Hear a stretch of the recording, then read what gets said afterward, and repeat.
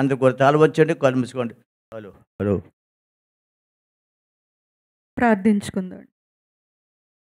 స్తోత్రం, స్తోత్రం, స్తోత్రం, స్తోత్రం, స్తోత్రం. హల్లెలూయా, హల్లెలూయా, హల్లెలూయా, హల్లెలూయా. మహాపరిశుద్ధుడు అయిన మా ప్రియ పరలోకపు తండ్రి, మీ ఘనమైన శ్రేష్టమైన నామమునకు లెక్కలేని స్తుతులు హల్లెలూయా, స్తోత్రములు స్తోత్రం. చెల్లించుకుంటున్నాను రాజా. అయ్యా, గతించిన సంవత్సరములన్నీ తండ్రి మీ సజీవమైన రెక్కల కింద కాచి కాపాడి భద్రపరిచి ప్రవ్వా, ఇంతవరకు కూడా మమ్మల్ని అందరినీ సజీవుల లెక్కలో అవును ఉంచినందులకై ప్రభు. మీకు లెక్కలేని స్తోత్రములు చెల్లించుకుంటున్నాను రాజా. అయ్యా, ఏమిచ్చి మీ రుణం మేము తీర్చుకోలేము తండ్రి. అయ్యా, మా శక్తి కాదు, మా బలము కాదు, కానీ ప్రభా మీ యొక్క అపారమైన ప్రేమతో తండ్రి నాయన మమ్మల్ని అందరినీ కాచి కాపాడుతున్నందులకై మరి ఒకసారి మీకు కృతజ్ఞతాస్తుతులు చెల్లించుకుంటున్నాను తండ్రి. అయ్యా, మేమేమై ఉన్నామో తండ్రి, అది కేవలము మీ యొక్క ఉచితమైన కృప మాత్రమే ప్రభా. అయ్యా, హల్లెలూయా, ఇంతవరకు తండ్రి నాయన ప్రభా పాటల ద్వారా తండ్రి నాయన మీ నామాన్ని మహిమపరిచి ఉన్నాము తండ్రి. అయ్యా, కీర్తన ధ్యానించుట ద్వారా తండ్రి నాయన మీ నామాన్ని హెచ్చించి ఉన్నాము ప్రభా. అయ్యా, ఈ యొక్క ప్రత్యేక సమయంలో తండ్రి నాయన ప్రభా, అయ్యా మరి మీ నాయన దైవజనులు ప్రభా నాయన ఇండియా దేశము నుంచి క్షేమముగా తండ్రి ఈ దేశమునకు తోడుకుని వచ్చారయ్యా. అయ్యా, వారి ద్వారా తండ్రి నాయన మాతో మాట్లాడమని అడుగుచూ ఉన్నాను ప్రభా. అయ్యా, నీ సిలువ చాటున మరుగుపరుచుకోమని అడుగుచూ ఉన్నాను ప్రభా. అవును ప్రభు. నాకును మాకును కావలసినటువంటి ఆత్మీయమైన ఆహారం మాకు దయచేయమని అడుగుచూ ఉన్నాను ప్రభా. అయ్యా నాయన, వినుటకు వేగురు పడువారిగా మమ్మల్ని అందరినీ ఉంచమని అడుగుచూ ఉన్నానయ్యా. మిమ్మల్ని గూర్చిన ఆసక్తి మమ్మల్ని అందరినీ భక్షించాలి తండ్రి నాయన ప్రభా. వారితో మాతో మాట్లాడమని అడుగుచూ ఉన్నాను తండ్రి నాయన. మీ వాక్యము ద్వారా తండ్రి మేము జీవించగల శక్తిని మాకందరికీ దయచేయమని అడుగుచూ ఉన్నానయ్యా. వాక్యం చెప్పడానికి మీ దాసులు వస్తూ ఉండగా తండ్రి నాయన ఆయనలో మీరు ఉండి తండ్రి నాయన మా అందరితో మాట్లాడమని అడుగుచూ ఉన్నాను ప్రభా. అయ్యా, వచ్చిన ప్రతి ఒక్కరిని కూడా జ్ఞాపకం తెచ్చుకోమని నాయన, ప్రార్థనలో ఏకీభవిస్తున్న ప్రతి ఒక్కరిని కూడా జ్ఞాపకం తెచ్చుకోమని ఆరాధన ఆరంభం నుంచి ముగింపు వరకు ప్రభా మీకు మహిమకరంగా మాకు దీవెనకరంగా జరిగించమని నజరేయుడైన యేసు నామంలో ప్రార్థించి వేడుకుంటున్నాను మా ప్రియ పరలోకపు తండ్రి. ఆమేన్, ఆమేన్. ఆమేన్. అందుకు కూడా ఆమేన్ చెప్దాం. ఇంకా ఆమేన్, ఆమేన్. నవ్వుతో చెప్పినందుకు కూడా ఆమేన్. దేవుని స్తోత్రం. హల్లెలూయా. మిమ్మల్ని చూస్తే నాకు నవ్వు వస్తుంది, ఆనందం. అందుకని హేళన కాదు. చాలామంది హేళన చేసి నవ్వుతుంటుంది. అది మీ క్యాసెతో కాదు. ఆమేన్. హల్లెలూయా, హల్లెలూయా, హల్లెలూయా. 1:30 వరకు సమయం ఇస్తాం, 1:30. ఓకే అండి. ఎవరు ఈ వచ్చి వారి నుంచి గడియాలు తీసేస్తాం. ఇక్కడ గడియాలు ఉండవు, మీ చేతి కూడా గడియాలు ఉండకూడదు. ఆమేన్. గడియాలు చూస్తుంటే మన మనసుకు అయిపోతున్నాం, అంతే కదమ్మా. ఆమేన్.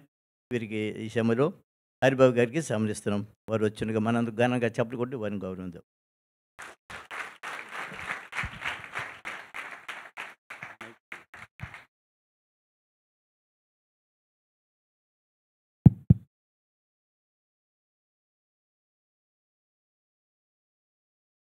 ప్రభువు నామంలో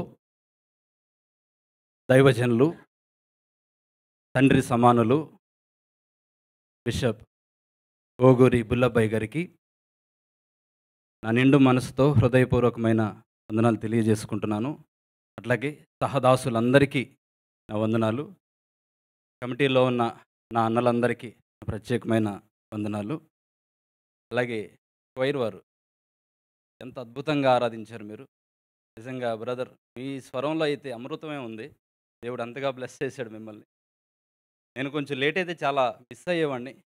నిజంగా మిమ్మల్ని బట్టి చాలా సంతోషపడుతూ ఉన్నాను. మీ అందరికీ నా ప్రత్యేకమైన వందనాలు. అలాగే నా ముందు ప్రార్థన చేసిన సహోదరికి, సిస్టర్ గారికి కూడా నా ప్రత్యేకమైన వందనాలు. అలాగే నా ముందున్న మీ అందరికీ, ప్రతి ఒక్కరికి, ఇక్కడున్న ప్రతి ఒక్కరికి యేసుక్రీస్తు నామంలో నా హృదయపూర్వకమైన వందనాలు తెలియజేసుకుంటూ ఉన్నాను. మిమ్మల్ని అందరినీ కలుసుకోవడం నిజంగా నాకు వ్యక్తిగతంగా చాలా చాలా చాలా ఆనందంగా ఉంది. కారణం ఏంటంటే, చాలామంది విశ్వాసులు పక్కూరు వెళ్తే మారిపోద్ది. మీరు దేశం దాటి వచ్చినా కూడా మీరు దేవుణ్ణి వదిలిపెట్టలేదు. ఒకసారి అందరూ గట్టిగా చప్పట్లు కొట్టుకోండి మీకోసం. నిజం. ఇలాంటి చోటున మిమ్మల్ని అందరినీ లీడ్ చేస్తూ ఇలా సమర్పణ జీవితంతో ఉన్న దైవజనులు కానీ, కమిటీ వారు కానీ చాలా ప్రత్యేకమైన వ్యక్తులు.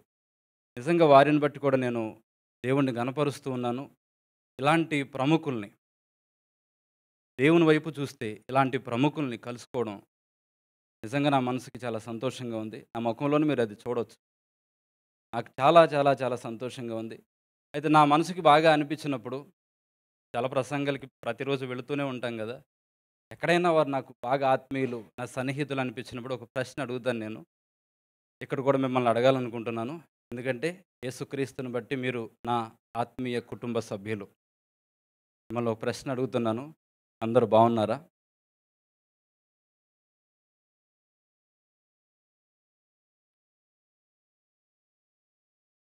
బాగున్నాను అన్నారు కానీ కొంతమంది అబద్ధం చెప్పారు. ఎందుకంటే దేవుని బిడ్డలు అబద్ధాలు చెప్పరులే. జనరల్గా సైంటిస్టులు ఏం చెప్తారంటే, శాస్త్రవేత్తలు, పరిశోధనలు చేసేవాళ్ళు, సగటు మనిషి రోజుకి ఓ 4 అబద్ధాలు చెప్తారంట. ఓ 70-80 సంవత్సరాలు బ్రతికితే, ఆ జీవిత కాలంలో సుమారుగా ఓ 70-80 ఏళ్ళు బ్రతికితే 1,00,000 అబద్ధాలు చెప్తారంట. ఈ 1,00,000 అబద్ధాల్లో అతిపెద్ద అబద్ధం ఏంటంటే, ఎవరన్నా బాగున్నారా అనగానే వెంటనే బాగున్నాం, కానీ కొంచెం ట్రావెల్ అయితే 4 అడుగులు కలిసి నడిస్తే ఒకరి జీవితం ఏంటో ఒకరికి బయటపడుతుంది.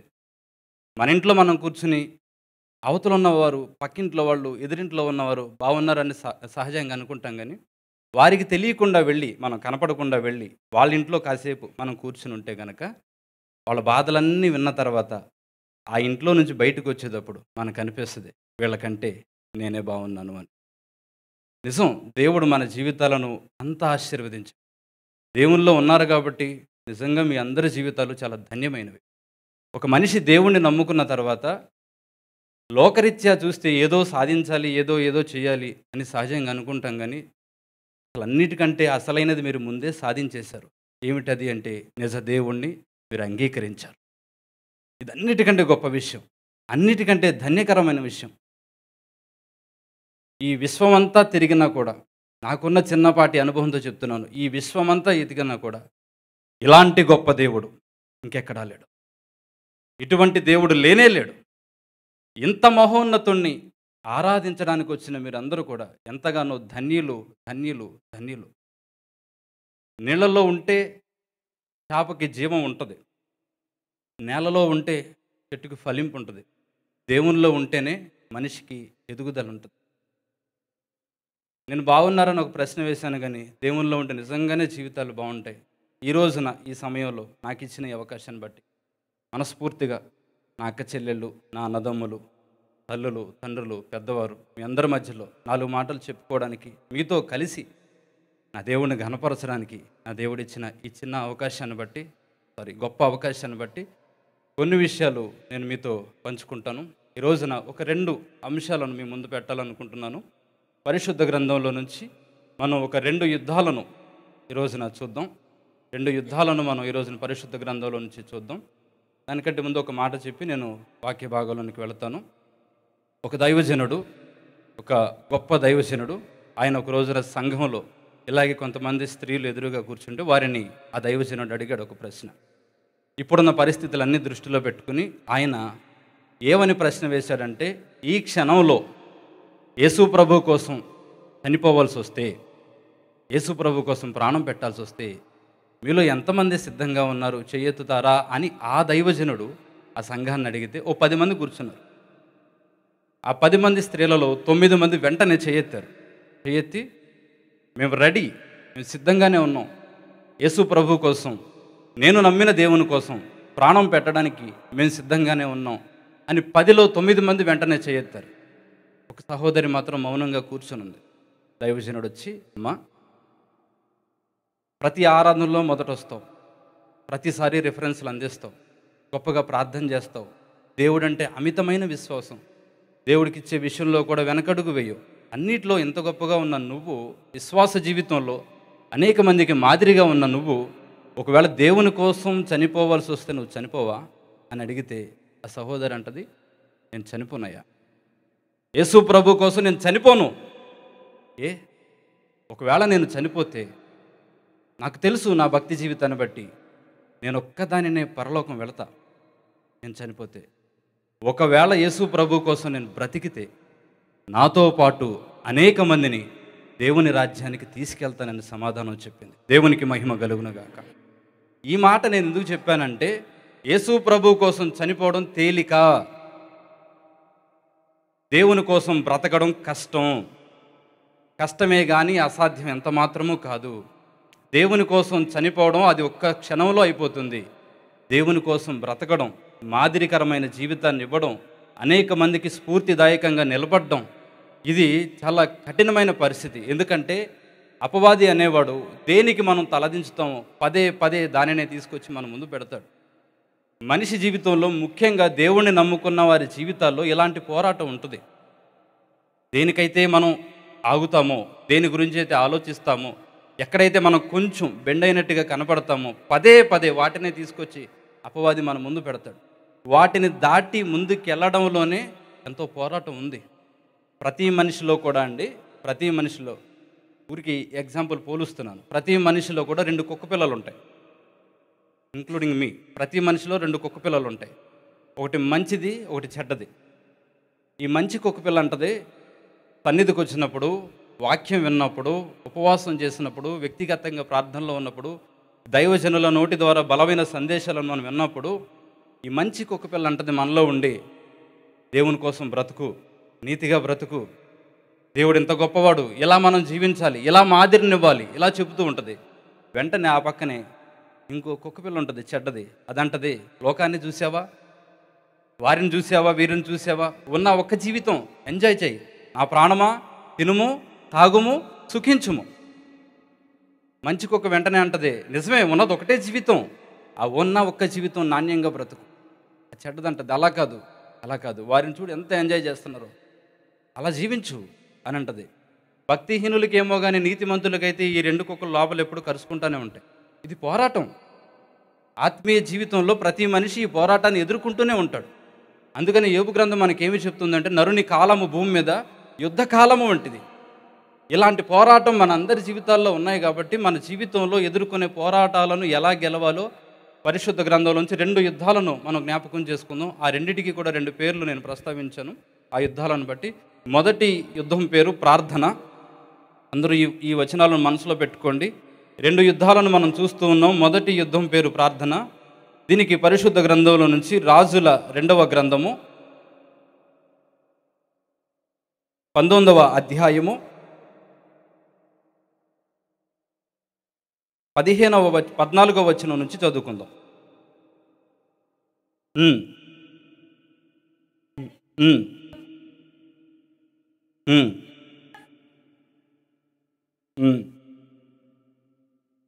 ప్రార్థన చేశాడంట హిజ్కియా యెహోవా సన్నిధిని. ఏమని చేశాడో చూడండి. యెహోవా, కెరూబుల మధ్యను నివసించుచున్న ఇశ్రాయేలు దేవా,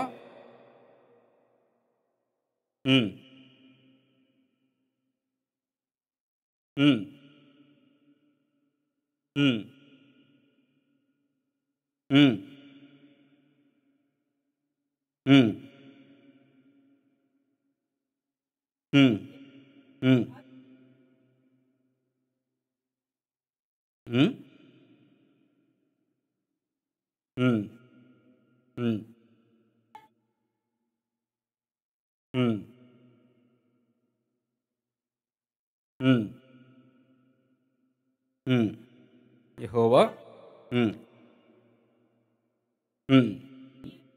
నిజముగా అద్వితీయ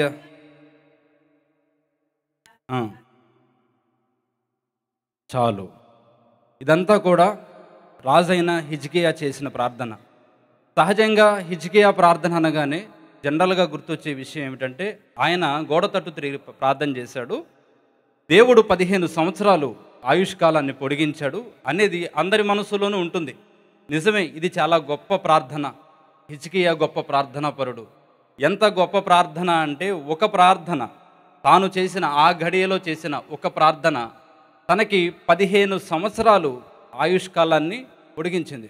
కొంతమందికి డిక్లేర్ చేస్తారు ఏమని అంటే, ఈ మనిషి 6 నెలల కంటే ఎక్కువ బ్రతకరు, 3 నెలల కంటే ఎక్కువ బ్రతకరు అని డిక్లేర్ చేసినప్పటికీ కూడా మనకు మనసులో ఏమనిపిస్తుంది అంటే, అలా వదిలేయలేక ఆ మనుషుల్ని వదిలేయలేక ఎంత ఖర్చైనా అప్పు చేసైనా వారిని బ్రతికించుకోవాలని తపన పడుతూ ఉంటారు. కొన్ని లక్షలు ఖర్చు పెట్టినా కూడా ఆ 6 నెలలో 3 నెలలో దాటి బ్రతికిన వారు దాదాపుగా అరుదు. అంటే ఎన్ని లక్షలు ఖర్చు పెట్టినా కూడా ఒక మనిషి యొక్క ఆయుష్కాలాన్ని పొడిగించడం అసాధ్యం. కానీ ఇక్కడ ఈ హిజ్కియా అనే ఈయన తాను చేసిన ఒక ప్రార్థన తనకు 15 సంవత్సరాలు ఆయుష్ని పొడిగించిందంటే ఎంత గొప్ప ప్రార్థనా పరుడతను, ఎంత విశ్వాసం అతనిలో ఉంది. పైగా అతను చేసిన ప్రార్థన ఏమిటంటే, అయ్యా నా పాపాలను బట్టి నన్ను క్షమించు, దయతో నన్ను జ్ఞాపకం చేసుకో. ఇలా చేసిన ప్రార్థన కాదు, నేను ఎలా బ్రతికానో నీకు తెలియదా అని అడుగుతాడు దేవుణ్ణి. అంత ధైర్యం ఎలా వచ్చింది అతనికి? అతను జీవించిన జీవితం అది. అంటే ఒక మనిషి తన ఆయుష్కాలాన్ని పొడిగించుకోవాలంటే ఈ రకమైన ప్రార్థన చేయగలిగిన స్థితిలో ఉండాలి. ఏమిటది? నేను ఎలా బ్రతికానో తెలియదా నీకు? నీకోసం ఎన్నిటిని తగ్గించుకున్నాను తెలియదా?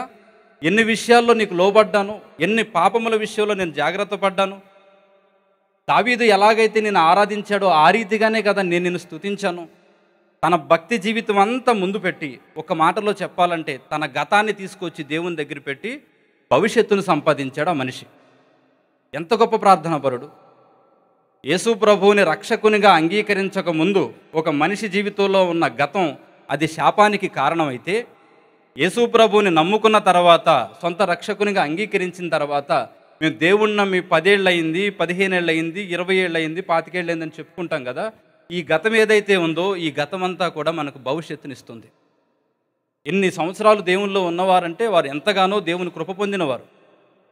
ఆయన తన గతాన్ని తీసుకొచ్చి దేవుని పాదాల దగ్గర పెట్టి భవిష్యత్తును సంపాదించుకున్నాడు. నా జీవితం నీకు తెలుసు కదా, దీనిని బట్టి నాకు కార్యం చేయి. అలాంటి గొప్ప ప్రార్థనాపరుడు. ఇది చాలా గొప్ప ప్రార్థన. కానీ ఈ 19వ అధ్యాయంలో ఇప్పుడు మనం ఏదైతే చదువుకున్నామో ఇది ఇంకా గొప్ప ప్రార్థన. ఎందుకోసం అంటే 20వ అధ్యాయంలో ఆయన చేసిన ప్రార్థన తనకు ఆయుష్కాలాన్ని పొడిగించింది. ఈ 19వ అధ్యాయంలో ఆయన చేసిన ప్రార్థన కొన్ని లక్షల మందిని బ్రతికించింది. ప్రార్థన ఎంత గొప్పది! అపవాది చేసే ఒక మాయ ఏమిటో తెలుసా అండి? ఏది విలువైనదో దానిని లోకుగా చూపిస్తాడు, ఏది ప్రాముఖ్యమైనదో దానిని నిర్లక్ష్యం చేపిస్తాడు. ఒక మనిషి ఒక రోజువారీ పనుల్లో కొంచెం బిజీ అయితే, చుట్టాలు వస్తే, చాలామంది మందిరానికి రారులేండి, అది వేరే విషయం.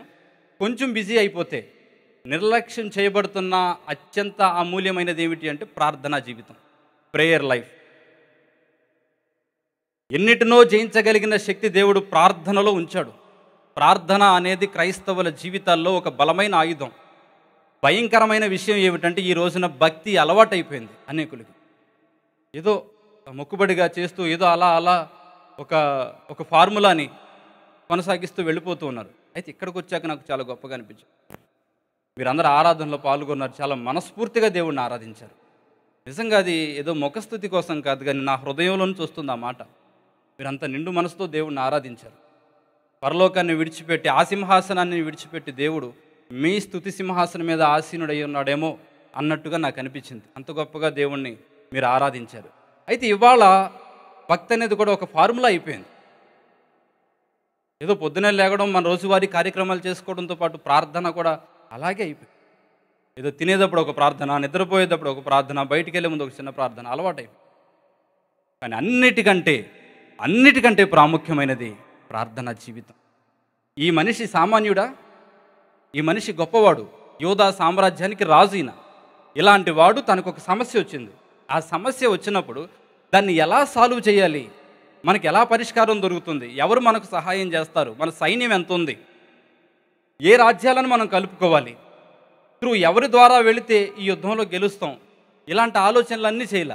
అంతటి గొప్ప వ్యక్తి, ఆ స్థాయిలో ఉన్న వ్యక్తి, ఆ దేశాన్ని పరిపాలిస్తున్న రాజుగా ఉన్న ఆ వ్యక్తి తనకు ఒక వర్తమానం రాగానే, ఒక లెటరు తన చేతికి రాగానే డైరెక్ట్గా దాన్ని తీసుకెళ్ళి ఎక్కడ పెట్టాడంటే దేవుని పాదాల దగ్గర పెట్టాడు. ఎంత కాన్ఫిడెంట్గా ఉన్నాడో చూడండి, ఎంత క్లారిటీగా ఉన్నాడో చూడండి. అందరికీ దేవుడు అంటే ఇష్టమే, దేవుడు అంటే భక్తే. కానీ ఒక సమస్య వచ్చినప్పుడు సొంత శక్తి మీద మనిషి సహజంగానే ఆధారపడుతూ ఉంటాడు. అన్నీ అయిపోయిన తర్వాత, అన్ని ప్రయత్నాలు మూసుకుపోయిన తర్వాత చివరికి దేవుని దగ్గరికి వచ్చా, అయ్యా నువ్వే దిక్కు. కానీ బైబిల్ ఏం చెప్తుందంటే మొదటే అది చేయాలి. మొట్టమొదటే మనం పరిష్కరించగలిగే శక్తి మనలో ఉన్నా కూడా మొట్టమొదటే వచ్చి, అయ్యా నువ్వే దిక్కు, నువ్వే చెయ్యాలి, నాకు నువ్వు కాకపోతే నాకెవరూ చేయరు. ఈ మనస్తత్వం ప్రతి మనిషిలో ఉండాలి. అంతటి రాజుకే ఉంది అది. అందుకని ఆ లెటర్ తీసుకొచ్చి దేవుని పాదాల దగ్గర పెట్టి, ఏదైతే సహోదరి చదివారో అదంతా కూడా ప్రార్థన. చూసావుగా తండ్రి పరిస్థితి ఇదని. ఇంతకీ వచ్చిన లెటర్లో ఏముంది అంటే, అష్షూరు సామ్రాజ్యాన్ని సన్హెరీబు అనే ఒక రాజు పరిపాలిస్తున్నాడు. అష్షూరు సామ్రాజ్యం అంటే ఆ సమయంలో చాలా బలమైన రాజ్యం అది.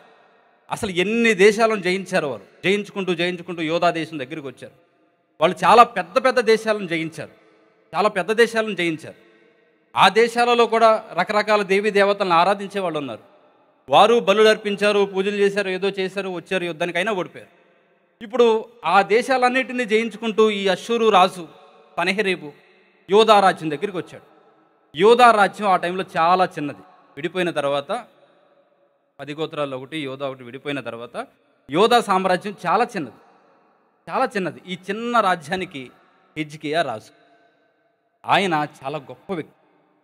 చిన్న రాజ్యం అయినా ఆ చిన్న రాజ్యానికి రాజుగా ఉన్న అతడు చాలా గొప్ప వ్యక్తి అని వాక్యం చెప్తుంది. దేవుని యందు భయభక్తులు కలిగినవాడు, అమితమైన ప్రార్థనా జీవితం కలిగినవాడు, ఏ సమస్య వచ్చినా ముందు దేవుని దగ్గరికే వెళ్ళే మనిషి అతను. అలాంటి వ్యక్తి దగ్గరికి ఒక వర్తమానం వచ్చింది. ఏమని అంటే, నేను ఎన్నో దేశాలను జయించాను, నీ దగ్గరికి వచ్చాను. ఇప్పుడు మిమ్మల్ని జయించడం నాకు పెద్ద మ్యాటర్ ఏమీ కాదు. మీరు నాకు దాసులు అయిపోండి. మీ దగ్గర ఉన్న వెండి బంగారం అంతా నాకు ఇచ్చేసేయండి. మీరు మాకు దాసులు అయిపోండి. మిమ్మల్ని మాలో కలిపేసుకుంటాం. ఇది అష్షూరు రాజు పంపించిన వర్తమానం. రబ్షాకే అనే ఒక దూతతో ముగ్గురిని పంపాడు. అందులో ప్రధానుడు రబ్షాకే. రబ్షాకే అనే ఒక దూతతో ఈ లెటర్ పంపించాడు. అది చూశాడు. వెంటనే రాజు ఏమి చేశాడంటే, రాజ్యంలో ఉన్న బంగారం వెండి అంతా పోగేసి, ఎందుకు వచ్చిన యుద్ధాలు, ఎందుకు వచ్చిన వధ, రాజ్యంలో ఉన్న కాపాడుకోవాలని తనకున్న జ్ఞానంతో, దేవుడిచ్చిన జ్ఞానంతో బంగారం ఇదంతా పంపిస్తాడు. ఇంకా వాక్యం చెబుతుంది, దేవాలయంలో ఉన్న బంగారం కూడా బయటికి లాగి ఆ బంగారాన్ని కూడా ఇచ్చి పంపించేశాడు. ఇంత ఇచ్చిన తర్వాత కూడా ఆ రాజు శాంతించాల, తన మనసు అంగీకరించాల. నువ్వు బంగారము వెండి నీ రాజ్యంలో ఉన్న సంపద మాకు ఇచ్చావు, కానీ మాకు కావాల్సింది ఏమిటంటే మీరు మాకు దాసులు అవ్వాలి. ఎందుకంటే ఆయనకు తెలుసు, వీళ్ళు జీవము కలిగిన దేవుణ్ణి ఆరాధిస్తూ ఉన్నారు, వీరు సైన్యములకు అధిపతి అయిన యెహోవాను తప్ప మరి ఎవరిని ఆరాధించరు, వీరు దాసులుగా ఉంటే ఆయనకే దాసులుగా ఉంటారు, ఇంకెవరికి దాసులుగా ఉండరన్న సంగతి ఆ అష్షూరు రాజుకి తెలుసు కాబట్టి ఆయన, మీరు బంగారం పంపినా వెండి పంపినా ఇంకేమి మీరు మాకు ఇచ్చినా మీరు మాకు దాసులు అవ్వాలి. అలా కాదని చెప్పి మాకు యెహోవా ఉన్నాడని, మా దేవుడు మమ్మల్ని కాపాడతాడని, మా దేవుడు మమ్మల్ని రక్షిస్తాడని పిచ్చి నమ్మకాలు, మూఢనమ్మకాలు పెట్టుకోవద్దు. ఎందుకు పెట్టుకోవద్దు అంటే, నేను చాలా పెద్ద రాజ్యాలను జయించాను. ఆ పెద్ద రాజ్యాల్లో చాలా పెద్ద పెద్ద దేవుళ్ళు ఉన్నారు. నేను జయించుకుంటూ నరమేధం చేస్తూ వెళుతూ ఉంటే ఒక్కడు నన్ను ఆపలేకపోయాడు. ఆ దేవీ దేవతలు ఏవి నన్ను ఆపలేకపోయినాయి. ఆ రాజ్యంలో ఉన్న బలిష్ఠులు ఎవరూ నన్ను ఆపలేకపోయారు.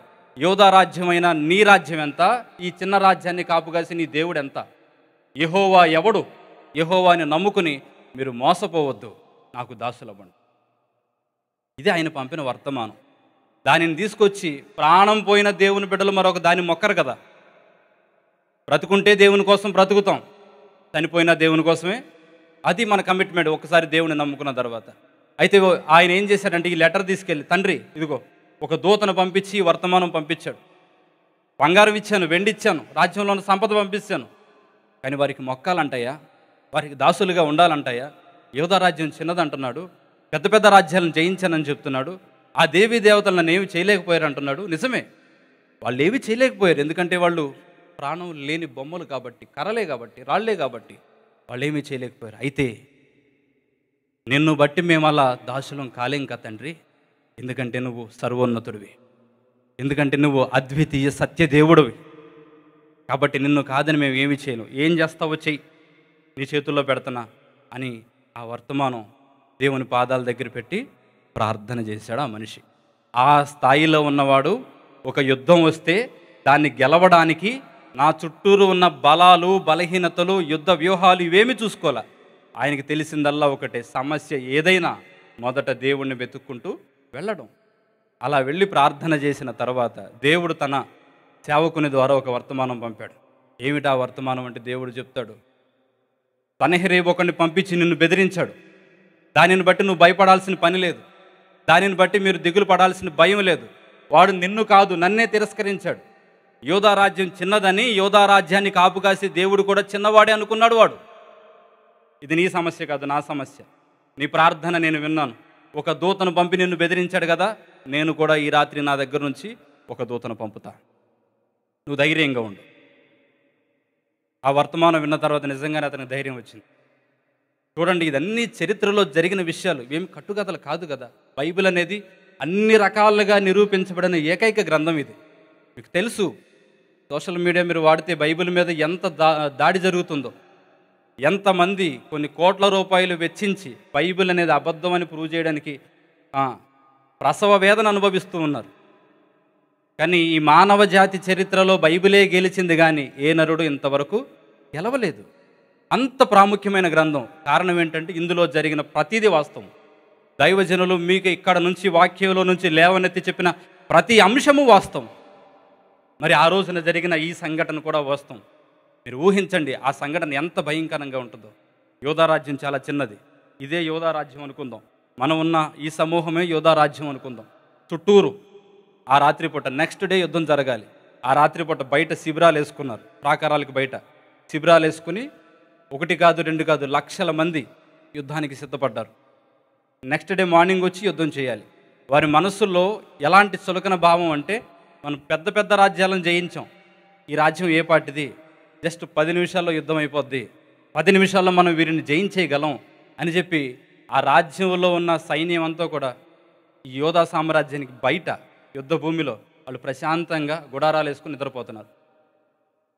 వారిని పరిపాలన చేసే సనహెరీబు రాజు, ఆయన ఒక పెద్ద గుడారం వేసుకుని, ఈ యుద్ధం ఎంత చాలా చిన్నదే, నెక్స్ట్ డే మార్నింగ్ కల్లా గెలిచేస్తాం, మనం ఎన్నిటినో జయించాం, ఆ దేవీ దేవతలు ఏం ఆపలేదు, ఈయన మాత్రం ఏ పాటు ఆపుతాకి, మనం జయిస్తాం అని ఆయన కూడా మనస్ఫూర్తిగా శిబిరంలో నిద్రపోతూ ఉన్నాడు. ఇటు వచ్చేసరికి యోధా సామ్రాజ్యంలో ఉన్న ప్రజలందరూ, ఈ ప్రజలందరూ కూడా వాళ్ళ ఉద్దేశం ఏంటంటే, రాజుగారు దేవుడు చూసుకుంటారు, దేవుడు రాజుగారికి వర్తమానం పంపాడు కాబట్టి, మీరు ప్రశాంతంగా ఉండమని రాజుగారు చెప్పారు కాబట్టి ఏం జరిగినా మంచి జరుగుద్దని రాజ్యంలో ఉన్నవారు కూడా ప్రశాంతంగా నిద్రపోతూ ఉన్నారు. ఇక రాజు దగ్గరికి వస్తే రాజు కూడా దేవుడే వర్తమానం పంపాడు, ఆయన చూసుకుంటానని, ఆయన చూసుకుంటానన్న తర్వాత కూడా నేను కలవరపడితే ఇంకేముంది నా విశ్వాసం అని చెప్పి ఆయన కూడా ప్రశాంతంగా నిద్రపోతూ ఉన్నాడు. తెల్లారితే భయంకరమైన యుద్ధం. ముందు రోజు రాత్రి జరుగుతున్న సంఘటనలు ఇవి. అందరూ ప్రశాంతంగా నిద్రపోతూ ఉన్నారు. అయితే వీరందరూ ప్రశాంతంగా నిద్రపోతూ ఉన్నారు, కానీ వీరి మధ్యలో ఒక ఆయన నిద్రపోవట్లేదు. సైన్యములకు అధిపతి అయిన యెహోవా ఆయన పేరు, దేవునికి మహిమ కలుగునుగాక. ఆయన చేసిన పని ఏమిటో తెలుసా? ఆ రాత్రి ఏమి చెయ్యాలి, ఎలా తెల్లారేసరికి యుద్ధంలో వీరిని గెలిపించాలి అనే ప్రణాళికతో ఆయన మెలకువగా ఉన్నాడు. నిజంగానండి, బైబిల్ చదివిన తర్వాత ఈ దేవుని గొప్పతనం నాకు అర్థమైంది. మేము అన్యుల కుటుంబం నుంచి రక్షించబడిన వ్యక్తులం. నేను గత కాలంలో 2014 ముందు వరకు కూడా మేము అన్యుల కుటుంబమే. పూజలు అవన్నీ చేస్తూనే ఉండేవాళ్ళం. ఏదైనా భక్తి అనేది ఉండేది కానీ అది అసలైన దారిలోనికి రాల. నాకు ఒక సంఘటన నా జీవితంలో చాలా గుర్తుండిపోయింది. ఒక రోజున హైదరాబాదులో మా పెద్దమ్మ వాళ్ళు హైదరాబాదులో ఉంటారు, మియాపూర్లో. వీళ్ళు ఇవాళకి వారు అక్కడే ఉన్నారు. 2014లో సంఘటన చెప్తున్నా నేను. ఒక రోజున నేను వారింటికాడ ఉన్నప్పుడు ఆ రోజున ఏదో ఒక పెద్ద సమస్య వచ్చింది, నాకు చాలా పెద్ద సమస్య వచ్చింది. ఆ సమస్య పరిష్కారం కోసం నాకు భక్తి అయితే ఉంది ఆ రోజున, కాకపోతే అది ఎక్కడ నేను చూపించాలో నాకు తెలియదు. కాబట్టి నేను వారిని బట్టి ఎక్కడో ఒక గుడి ఉంటే రెగ్యులర్గా మేము అక్కడికి వెళ్ళేవాళ్ళం. నాకు ఆ సమస్య రాగానే అక్కడికి వెళ్ళి నేను ఏదో ప్రార్థన అనేది కూడా నాకు తెలియదు, ఏదో చేయాలి, అక్కడ చెప్పుకోవాలి, చెప్పుకుంటే నా సమస్య తగ్గిపోద్దేమో అనే ఉద్దేశంతో రాత్రి 7:30, 8 ఆ టైంలో నేను ఇంటికాడ నుంచి బయలుదేరాను. ఆ ఇంటి దగ్గర నుంచి ఆ గుడి దగ్గరికి వెళ్ళడానికి 12 కిలోమీటర్లు స్కూటీ వేసుకుని, మా అక్కయ్య స్కూటీ వేసుకుని నేను బయలుదేరి వెళ్ళాను. చాలా కష్టపడి వెళ్ళాను, నాకు దారి కూడా సరిగ్గా తెలియదు చీకట్లో. తీరా వెళుతూ ఎలాగోలా అక్కడికి వెళ్ళేసరికి ఎవరిని కించపరచడం కాదు కానీ నా స్వీయ అనుభవాన్ని చెప్తున్నాను. అక్కడ ఎవరైతే యాజక ధర్మం అర్చకత్వం చేస్తారో ఆయన డోర్లు వేస్తున్నాడు కరెక్ట్గా అదే టైంలో. ఆయనతో కొంచెం చనువు ఉంది, నాకు సరదాగా మాట్లాడతాను. నేను ఆయన దగ్గరికి వెళ్ళి డోర్లు ఏదో ఒకసారి తీయండి అన్న. అన్నాడు, ఏమీ లేదు, నాకు కొంచెం ఏదో దిగులుగా ఉంది, నాకు పలానా సమస్య ఉంది, నేను అక్కడికి వెళ్ళి ఏదో కొంచెం నా సమస్య అక్కడ చెప్పుకుందాం అనుకుంటున్నాను, డోర్లు తీయండి అంటే ఆయన అన్నాడు, పొద్దునేరా అన్నాడు.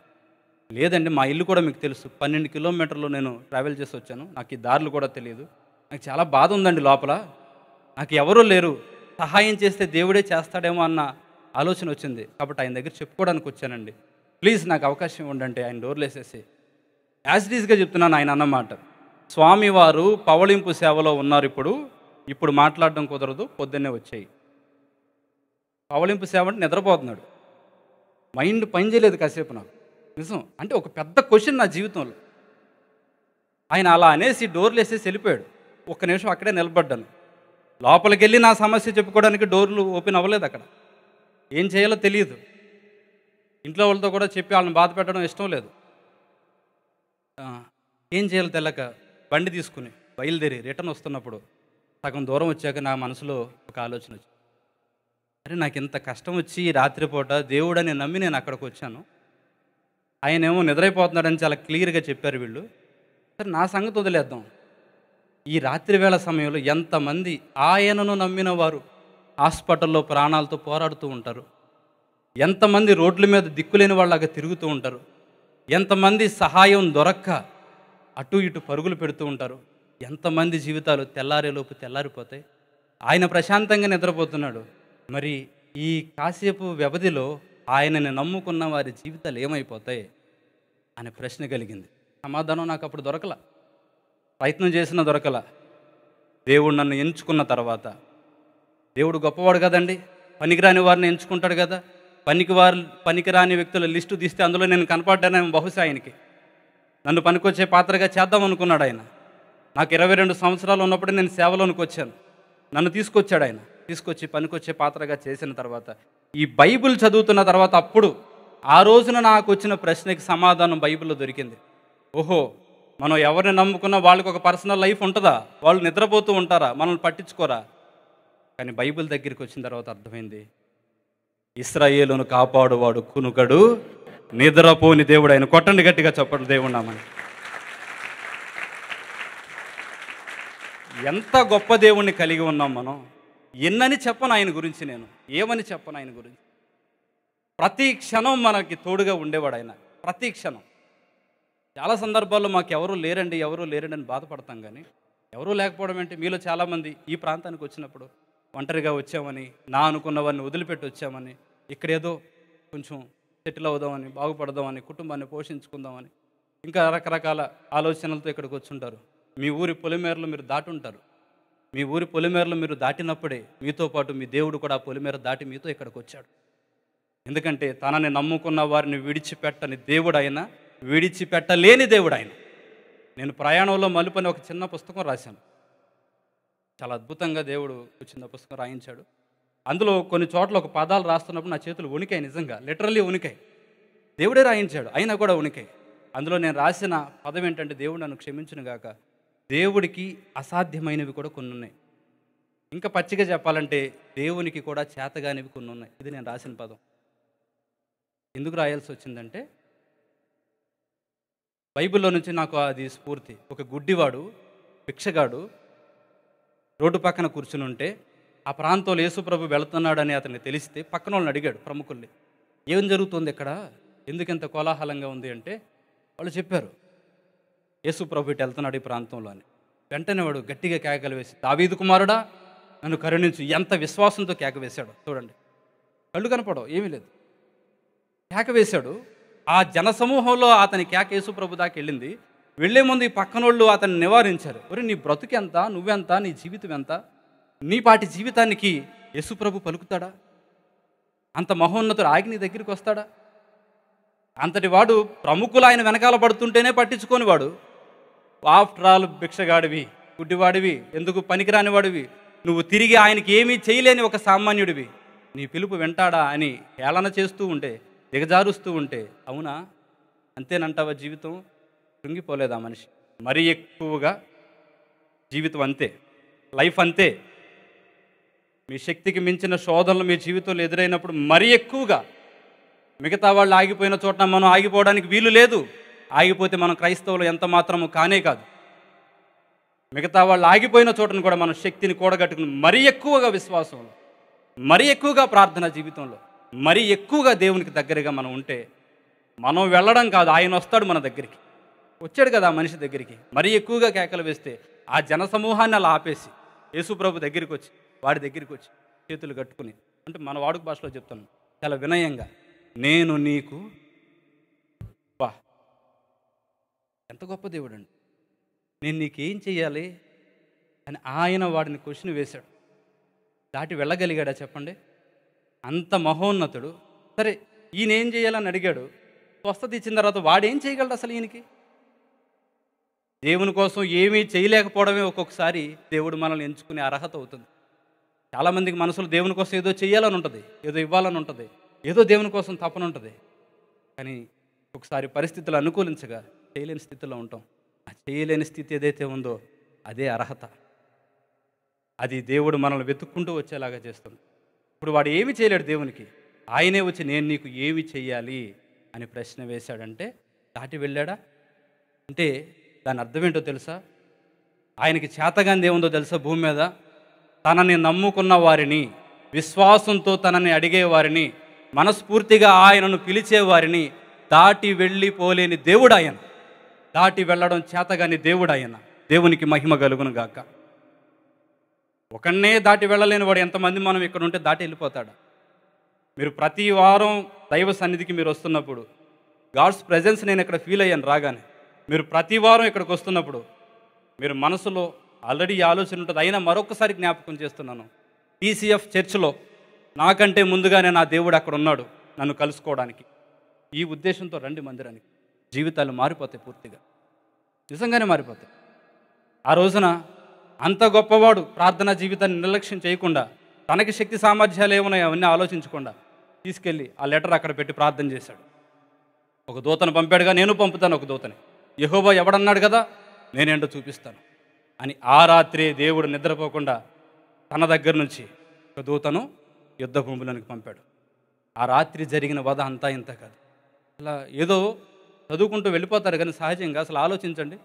ఒక మనిషిని చంపితేనే ఎంత అల్లరి జరుగుతుంది, ఎంతమంది జనాలు పోగొడతారు, ఎంత హడావిడి జరుగుతుంది. కానీ ఇక్కడ ఆ రాత్రి దూత దిగి వచ్చి యుద్ధ భూమిలోనికి వచ్చి కత్తి చేత పట్టుకుని ఒకడికి తెలియకుండా ఒకడిని, అంటే తెలిసే లోపే హతము చేస్తూ 1,85,000 మందిని చంపితే పక్కోడికి తెలియలా.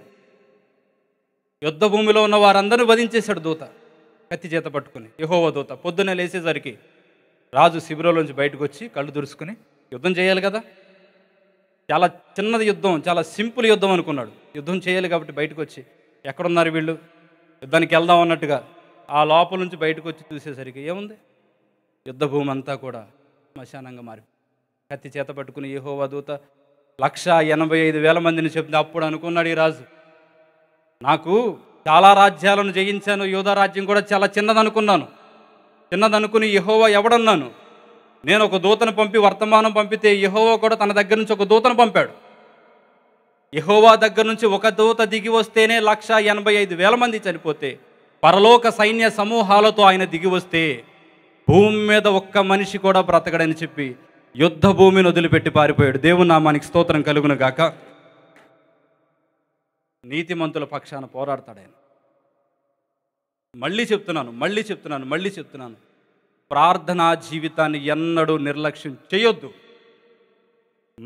మన దేవుడు మన చేతుల్లో పెట్టిన అత్యంత శక్తివంతమైన ఆయుధం, బలమైన ఆయుధం ప్రార్థన. ఎలాంటి పరిస్థితులన్నా మారుస్తుంది. నేను చాలా ఉదాహరణలు చెప్పగలను, అవన్నీ కాదు. రీసెంట్గా జరిగింది ఒక్కటి చెప్తాను, మా చర్చిలో జరిగింది చెప్తాను, పేరుతో సహా చెప్తున్నాను. ఆ తల్లిగారి పేరు శేషమ్మ. మందిరంలో పరిచర్య చేస్తూ ఉంటుంది. కొంచెం కాంపౌండ్ ఉంటుంది, అవంతా కూడా ఆమె ఒక్కతే క్లీన్ చేస్తూ పరిచర్య చేస్తూ ఉంటుంది. ఒక రోజున అంది నా దగ్గరికి వచ్చి, అయినా కడుపులో బాగా నొప్పిగా ఉంటుంది, ఒక వారం నుంచి ఏదో డల్గా అనిపిస్తుంది, నాకు చాలా నొప్పిగా ఉంది, ఇబ్బందికరంగా ఉంది, ప్రార్థన చేయండి అంది. ప్రార్థన చేశాను కానీ నా మనసుకి ఎందుకు కుదురు పడలేదు. హాస్పిటల్కి వెళ్ళాను. హాస్పిటల్కి వెళ్ళమంటే వాళ్ళు తీసుకెళ్ళారు. తీసుకెళ్ళిన తర్వాత ఎగ్జామిన్ చేసి అవన్నీ చేసి చివరికి తేల్చి చెప్పింది ఏమిటంటే, ఆ డాక్టర్ గారు నాతోనే మాట్లాడారు. ఏమని చెప్పారంటే, కడుపులో కణుతుంది, అది క్యాన్సర్ ఏమోనని మాకు అనుమానంగా ఉంది అని చెప్పారు. తీరా దాన్ని ఏదో రిపోర్ట్లు వచ్చిన తర్వాత క్యాన్సర్ అని కన్ఫర్మ్ అయిపోయింది.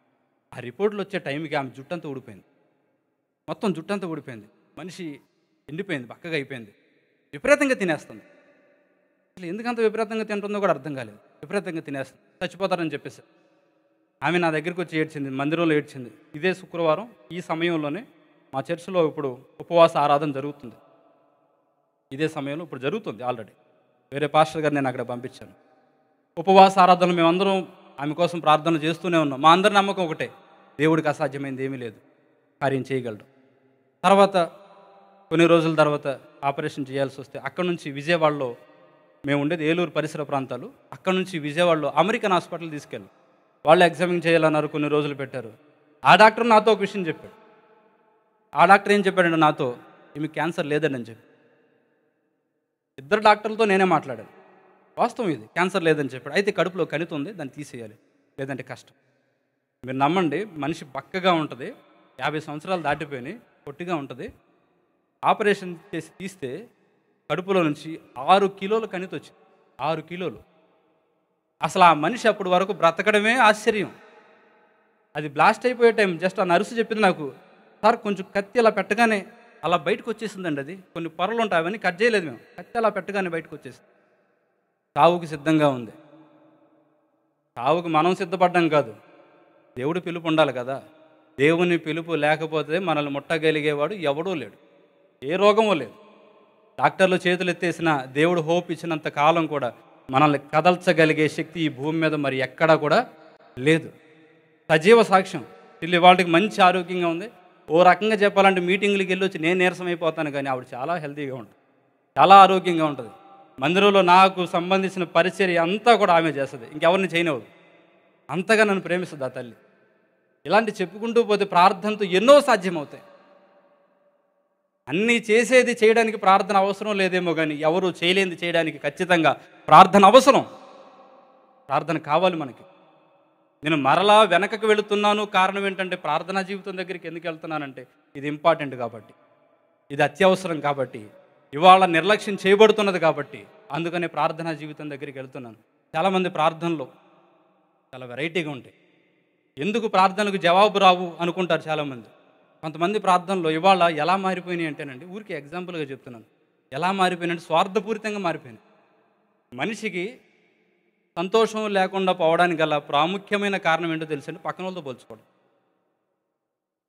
మన జీవితం ఏదో మనకుంది, దేవుడు మనల్ని హెచ్చించేటప్పుడు మనల్ని హెచ్చిస్తాడు. పోటీతత్వం ఉండొచ్చు, కానీ పదే పదే పక్కన వాళ్ళతో పోల్చుకుని వాళ్ళు అలా ఉన్నారు, వీళ్ళు ఎలా ఉన్నారు, నేనేంటి అలా ఉండిపోయాను. ఈ ఆలోచనలో నుంచి మనిషికి స్వార్థం పెరిగి ప్రార్థన ప్రేయర్ లైఫ్ కూడా మారిపోయింది. ఇద్దరు స్త్రీలు ప్రార్థన చేస్తున్నారు. ఇద్దరు ప్రార్థన చేస్తుంటే ఒక ఆవిడకి దేవుడు ప్రత్యక్షమయ్యాడు. మొదట ఆవిడని దేవుడు అడిగాడు, నీకేం కావాలి అని. ఆవిడ అంది, ప్రభా నేను చామంచాయిగా ఉన్నాను కదా, నన్ను తెల్లగా చేశాను. దేవుడు వెంటనే తెల్లగా చేసేసాడు. నెక్స్ట్ పక్కన ఆమె దగ్గరికి వచ్చి నీకేం కావాలని అడిగి, రూల్ అయితే ఏమడగాలి, ఆమె కంటే తెల్లగా చేయనాలిగా. ఈవిడంది, నువ్వు ఆమె తెల్లగా చేసావు కదా, మళ్ళీ నల్లగా చేసావు. దీని పేరు ప్రార్థన. అంటే పక్కోడి మీదే ఫోకస్. ఒకడు ప్రార్థన చేసి, తండ్రి నాకు 1 కోటి రూపాయలు ఇవ్వు, సదా ఆమెని ఇచ్చేశాడు. పక్కనోడు చేశాడు ఏమని, ఆ 1 కోటి రూపాయలన్నీ కూడా రాళ్ళుగా చేసి. అంటే ఆడు బాగుపడలేదు, వీడు బాగుపడలేదు. కానీ బైబిల్ ఏం చెప్తుందంటే నీతిమంతుల విజ్ఞాపన బహుబలమైనది. దేవుని చిత్తానుసారమైన ప్రార్థనలు ఆయన అంగీకరిస్తాడు. ఆయన ఎక్కడో ఉండంట మన ప్రార్థనలన్నీ ఆయన వింటాడంట. స్వార్థపూరితమైన ప్రార్థనలు కొంతమంది భక్తులు ఏంటంటే వాళ్ళు అల్లేసుకుంటారంతే. ఇది యథార్థమా అని పట్టించుకోరు. కొన్ని దైవజనుల దగ్గరికి వచ్చి, అయ్యా నాకు ఇలా అనిపిస్తుంది, ఇదేంటిది, ఇది కరెక్టా కాదా, ఇవి కూడా ఉండవు, అల్లేసుకుంటారు కొన్ని. ఒక ఆయన క్రిస్మస్ టైంలో ఇంట్లో ప్రార్థన చేసుకుంటున్నాడు. ఆయనకి చికెన్ తినాలనిపించింది. చికెన్ కొనే పరిస్థితి లేదనుకుందాం ఆ టైంలో. లేక చికెన్ కొనుక్కునే డబ్బులు లేక ఆయన ఇంట్లో ప్రార్థన చేసుకుంటున్నాడు. పండగ పూట అందరూ చికెన్ తింటున్నారు, తండ్రి నాకు చికెన్ లేదు, నాకు చికెన్ కావాలయ్యా అని ఆయన ప్రార్థన చేసుకుంటూ ఉన్న ఆ సమయంలో ఆమె నన్ను కళ్ళు తెరిచేసరికి పక్కింటి కూడా ఎగురుకుంటూ చడబడింది. అది ఎవడో తోలేడు అక్కడ.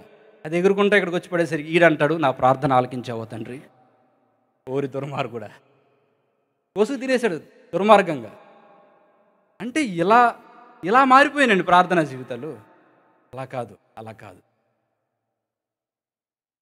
మనం ప్రార్థన చేస్తే అందులో అంశాలను చూసి దేవుడు సంతోషపడాలి. వా, ఎంత ప్రార్థనా పరుడు వింటరా నువ్వు, ఎంత గొప్ప భక్తి జీవితం ఏంటమ్మా నీకు, ఎంతగా తప్పిస్తున్నావు ఏంటమ్మా నీకోసం, వారి కోసం వీరి కోసం అని అంశాలను చూసే దేవుని హృదయం కరిగిపోవాలి ఆ రోజున. ఈ ప్రార్థనా జీవితం. మంచు పర్వతాలు ఉంటాయి, పైకి కొంచెమే కనపడతాయి, లోపలికి వెళ్తే అవి చాలా పెద్దవి. విశ్వాస జీవితం కూడా అంతే. ప్రజలకు మనం కనిపించేది చాలా తక్కువ, మన హృదయపు లోతుల్లోనికి వెళితే మన భక్తి జీవితాన్ని చూసి అనేక మంది కంగారు పడాలి. ఇంత భక్తిపరులా వీళ్ళు, అందరితోనూ ఉంటున్నారే, అందరిలాగే ఉంటున్నారే, సామాన్యంగా కనపడుతున్నారే. లేదు లేదు, సామాన్యంగా కనపడిన వీళ్ళు అసమానమైన వ్యక్తులు అనిపించుకోగలగాలి. ఎందుకంటే ఒకటే జీవితం కదా, ఉన్న ఒక్క జీవితం నాణ్యంగా బ్రతకాలి కదా. మార్కెట్కి వెళ్ళారు మీరు, కూరగాయలు తెచ్చుకుందామని, వెళ్ళి పుచ్చొంకాయలన్నీ ఏరుకుని తెచ్చేస్తారండి? పుచ్చొంకాయలు పక్కన పడేసి మంచి వేరుకుంటాం కదా. అంటే ఒక కూర తినే దాంట్లోనే మనం నాణ్యత, క్వాలిటీ వెతికితే, ఆయన రాజ్యానికి తీసుకెళ్లాల్సి వచ్చినప్పుడు, ఆయన భార్యగా చేసుకోవాల్సి వచ్చినప్పుడు, ఆయన సింహాసనం మీద చోటు ఇవ్వాల్సి వచ్చినప్పుడు, ఆయన తన బిడ్డలో నాణ్యత వెతుకుతాడు. ఈ నాణ్యత ఎలా వస్తుందంటే ప్రార్థనా జీవితం ద్వారా ఈ నాణ్యత మనకు వస్తుంది. భక్తి జీవితాన్ని ఎవరో చూస్తున్నారని కాదు, వ్యక్తిగతంగా భక్తి జీవితాన్ని ప్రతి మనిషి సాధన చేయాలి.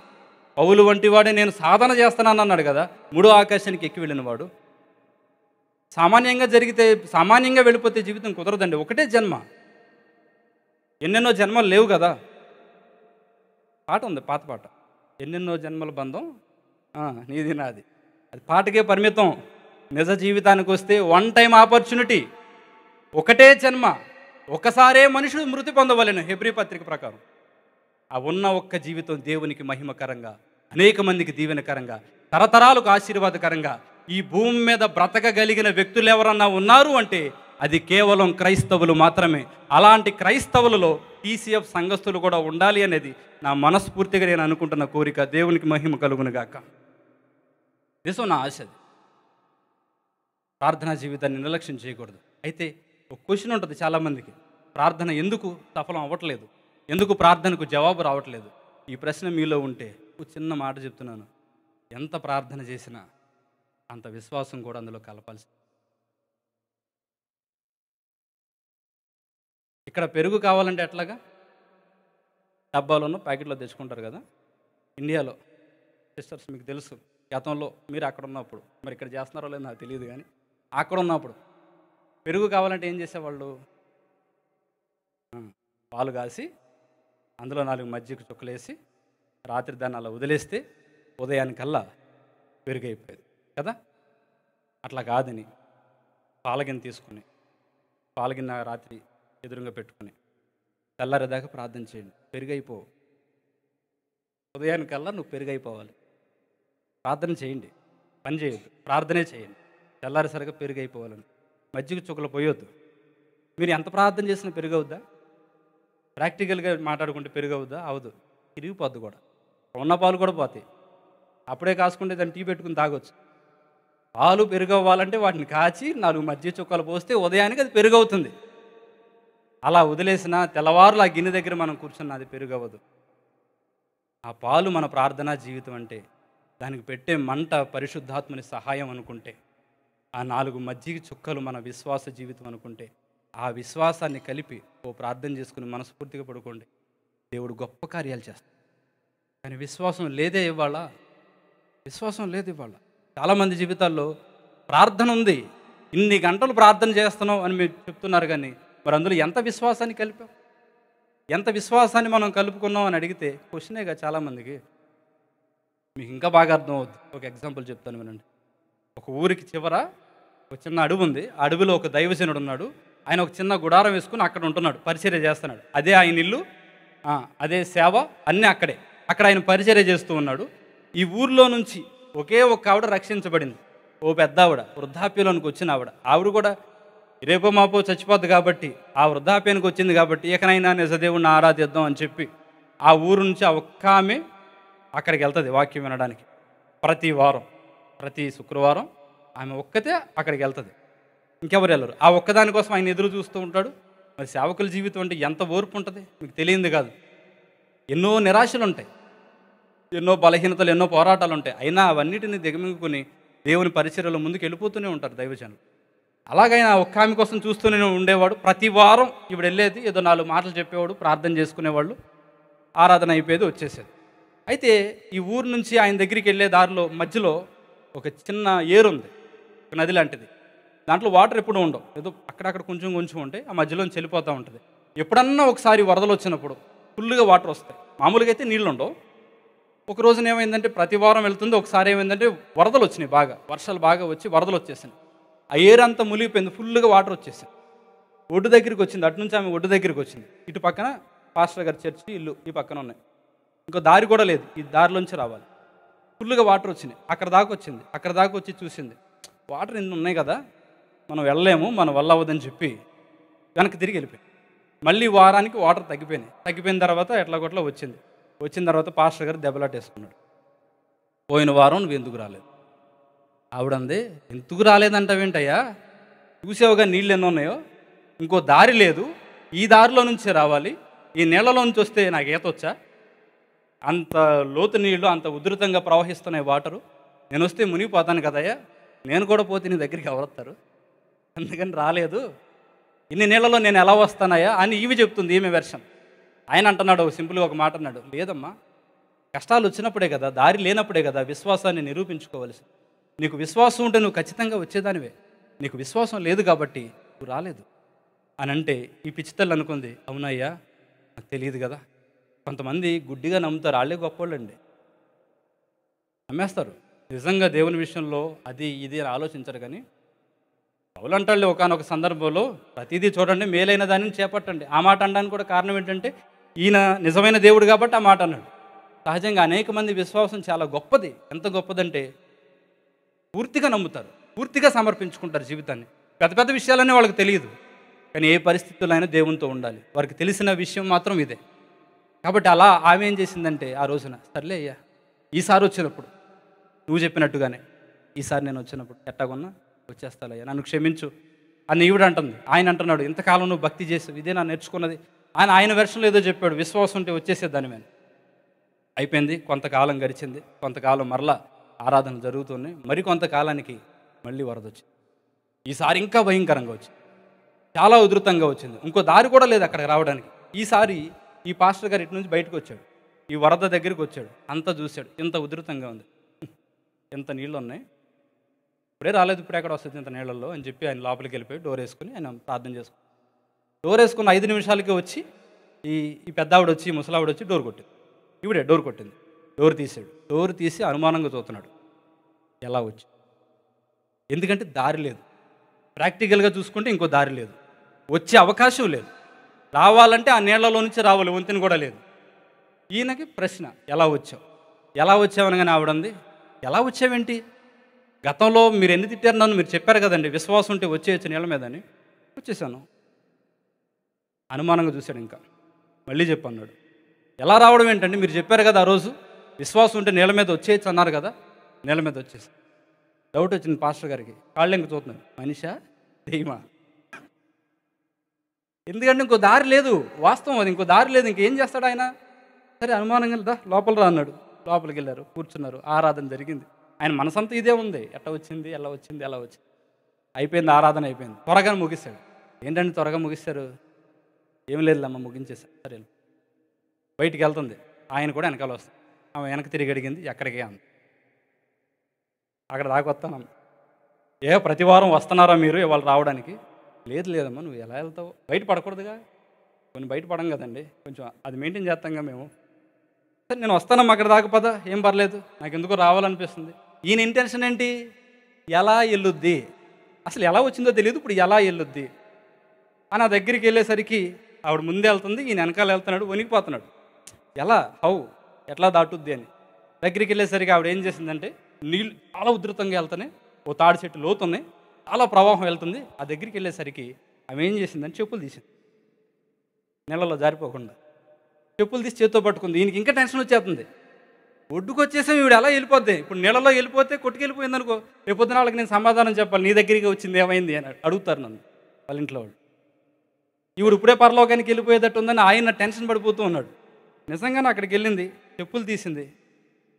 ఒక మనిషి నేల మీద ఎలా నడుస్తూ వెళ్తాడో అలా నీటి మీద నడుచుకుంటూ వెళ్ళిపోతుంది ఆవిడ. అంత ప్రవాహంలో వెళ్ళిపోతుంటే నీకు ఆశ్చర్యం కలిగింది, ఒళ్ళు కంపించింది, ఒళ్ళు వణికిపోయింది. చుట్టూరు చూశాడు, ఎక్కడ ఒక మనిషి లేడు, అవకాశం లేదు. ఈ దృశ్యాన్ని చూస్తూ కళ్ళు అలాగే ఉంచాడు.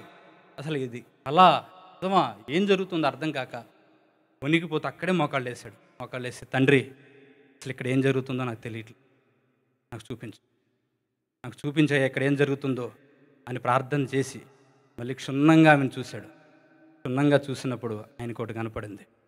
నీళ్ల పైన ఆ వృద్ధురాలు నడుచుకుంటూ వెళుతుంది. ఆమె ఎక్కడైతే నడుస్తుందో నీళ్ళ క్రింద అక్కడ ఒక బలమైన హస్తం కనపడుతుంది. కొట్టండి గట్టిగా చప్పట్లు. తన అరిచేతిని అడ్డు పెట్టి తీసుకెళ్ళాడు దేవుడు. వాస్తవానికి నీళ్ల మీద ఒక మనిషి నడవడం అసాధ్యం. యేసు ప్రభు తప్ప అది ఎవరూ చేయలేదు. 2011లో ఎవరో చేశారని చెప్పారు, కానీ అది ఫ్రాడ్ అని తర్వాత తెలిసిపోయింది. నీళ్ల మీద నడవడం అసాధ్యం. అయినా ఈ ఉపమానం నేను చెప్పడానికి గల కారణం ఏంటంటే, మన శక్తికి మించిన ప్రయాణాలు ఉంటాయి ఒక్కొక్కసారి, మనం దాటలేని పరిస్థితులు ఉంటాయి ఒక్కొక్కసారి. మన వల్ల అయితే ఏమీ కాదు. అంతవరకు మన దగ్గరున్న డబ్బు కానీ, అంతవరకు మన దగ్గరున్న జ్ఞానం కానీ, అంతవరకు మనకున్న బంధం కానీ, అంతవరకు మనకున్న బలం కానీ, అనుభవం కానీ, ఇవేవి కూడా ఆ సందర్భాలు వచ్చినప్పుడు పని చేయవు. ఈ లోకం అనేది ఒక ప్రవాహం అయితే, ఇది ఒక సముద్రం అయితే, ఇందులో మనం మునిగిపోకుండా పరలోక రాజ్యం అనే ఉన్నత తీరాలకు మనం చేరాలి అంటే దేవుని అరచేయి మనకు కావాలి. ఆయన మనల్ని అవతలకి దాటించాలి. అలా దాటించాలి అంటే యువతల ఒడ్డునున్న నీవు ధైర్యంగా ముందుకు వెళ్ళాలి అంటే నీకు విశ్వాసము కావాల్సిందే. అప్పుడు ప్రార్థనకు ప్రతిఫలం ఉంటుంది.